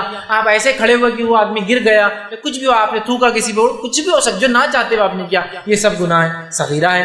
تو لہٰذا اگر ایسے کوئی بھی گناہ صغیرہ کتنے بھی کثرت سے ہو تو ایک نماز سے آپ دوسری نماز کو آئیں گے, پھر یہ ذکر کریں گے, انشاءاللہ وہ گناہ اللہ معاف کر دیں گا. لیکن سمندر کے جھاگ کے برابر گناہ سے ہرگز مراد نہیں کہ ہر گناہ, اس لیے کہ گناہ کبیرہ بغیر توبہ کے معاف نہیں ہوتے. تو لہٰذا اس کا معنی ہے گناہ صغیرہ. اور جتنی بھی ایسی حدیثیں آتی کہ ایک جمعہ سے لے کے دوسرے جمعہ تک اگر انسان اچھے اعمال کرے تو گناہ معاف ہو جاتے ہیں, ایک رمضان سے دوسرے رمضان کی روایت ہے. اسی طرح ایک اگر روزہ رکھے تو آپ سے فرماتے ہیں عرفے کا 2 سال کے گناہ معاف ہوتے ہیں, 2 روزے اگر 9-10 کا جو محرم کا رکھے تو 1 سال کے گناہ معاف ہوتے ہیں. یہ تمام حدیثیں گناہ صغائر گناہ صغیرہ کے تعلق سے. تو لہٰذا اس کا معنی بھی حدیث کا یہ ہے کہ کثرت سے بھی اگر گناہ صغیرہ ہو جاتے ہیں تو انشاءاللہ اس عمل کی وجہ سے وہ انشاءاللہ امید ہے کہ وہ معاف ہو جائیں گے. السلام علیکم. جو خلیفہ رہتے ہیں تو ان کا حکومت کا جو اصول بناتے ہیں تو ان کے دور تک ہی رہتا ہے کہ خلیفہ چینج ہونے دور ان کے اصول چینج ہو جاتے ہیں, اس کی تفصیل. بھائی نے سوال کیا کہ خلیفہ جب ہوتا ہے تو ان کے دور میں جو اصول حکومت ہوتے ہیں کیا وہ ایک ہی جیسے ہوتے ہیں ہر دور میں یا بدلتے ہیں؟ دیکھیے اللہ کی کتاب اور اس کے رسول کی سنت سے جو حکومت کا طریقہ ہے وہ کبھی نہیں بدلتا ہے, لیکن کچھ پالیسیز ہے جو خلیفہ سے خلیفہ چینج ہو سکتی ہے اور اس کو اختیار ہوتا ہے. ابو بکر صدیق رضی اللہ نے ایک پالیسی بنائی تھی کہ جو لوگ مہاجر ہوتے تھے یا بدری صحابہ تھے, پھر اس کے بعد عہد میں جنہوں نے حصہ لیا, یا جو مہاجر تھے انصار تھے, ان کو کچھ بھی نہیں دیا کرتے تھے, مطلب وظیفے کے طور پر. ہاں عمر کی حکومت ہے, آپ نے پالیسی چینج کر دی اور کہا ہر صحابی کو اگر بدری ہے تو زیادہ دیا جائے گا, اس کے بعد بدر میں اور عہد میں حصہ لیا تو اس کو الگ دیا جائے گا, پھر اس کے بعد اگر مہاجر ہے تو اس کو دیا, کوئی وظیفہ دیتے تھے اسٹیفن. تو ابوبکر کا کہنا تھا کہ انہوں نے اللہ کے لیے کام کیا, اللہ ان کو بدلہ دے گا. حضرت عمر کا کہنا یہ تھا اللہ کے لیے تو کیا لیکن دنیا میں کچھ فائدہ ہونا چاہیے. تو دونوں بڑے بڑے شخصیات ہیں, دونوں بہت بڑے مجتہد ہیں اپنے آپ میں, اور دونوں میں پالیسیز میں فرق ہے. تو ایسا پالیسی میں فرق ہو سکتا ہے, لیکن مین سٹریم لائن جو حکومت کا طریقہ ہے وہ اللہ کی کتاب اس کے رسول کی سنت سے وہ نہیں بدلتا. لیکن کچھ پالیسیز ہیں جو خلیفہ سے خلیفہ چینج ہو سکتی ہے, بدل سکتی ہے اور ایجاد کی جا سکتی ہے, لیکن اس کی بھی اصل کہیں نہ کہیں اسلامی شریعت ہی ہوتی ہے جس کے ماتحت وہ پالیسیز بنائی جاتی ہے تاکہ انسانیت کے فائدے کے لیے ہو. تو لہٰذا اسلامک پوائنٹ آف ویو سے اصل اصول نہیں بدلتے, ماتحت کی کچھ پالیسیز چینج ہو سکتی ہے, اصل اصول حکومت کی خلافت کی اللہ کی کتاب اور اس کے رسول کی سنت ہی ہوتے ہیں. السلام علیکم. عطیات کے اندر عطیات درود اور دعاؤں کے جو افکار ہے اس کے بعد یہ ختم ہو جاتے ہیں اور کوئی خطیب بہت دیر تک عطیات میں بیٹھے ہوا رہتا ہے, تو اپن استغفر اللہ الحمدللہ یہ چیزیں پڑھ سکتے ہیں. بھائی نے ایک سوال کیا کہ اگر ہم اتحیات میں بیٹھے ہیں اور کوئی امام لمبا اتحیات مطلب بہت لمبی دعائیں کرتا ہے تو اس معاملے میں ہم کیا اتحیات درود اور دعائے معصورہ جو بولتے ہیں اس کے بعد کیا کچھ پڑھ سکتے ہیں؟ یاد رکھیے آپ اتحیات، درود اور دعائے معصورہ کے بعد وہ دعائیں جو اللہ کے رسول سے ثابت ہے قاعدے میں وہ سب پڑھ سکتے ہیں. آپ صلی اللہ علیہ وسلم سے قاعدے میں کئی دعائیں ثابت ہیں، ہم ایک ہی پڑھتے ہیں.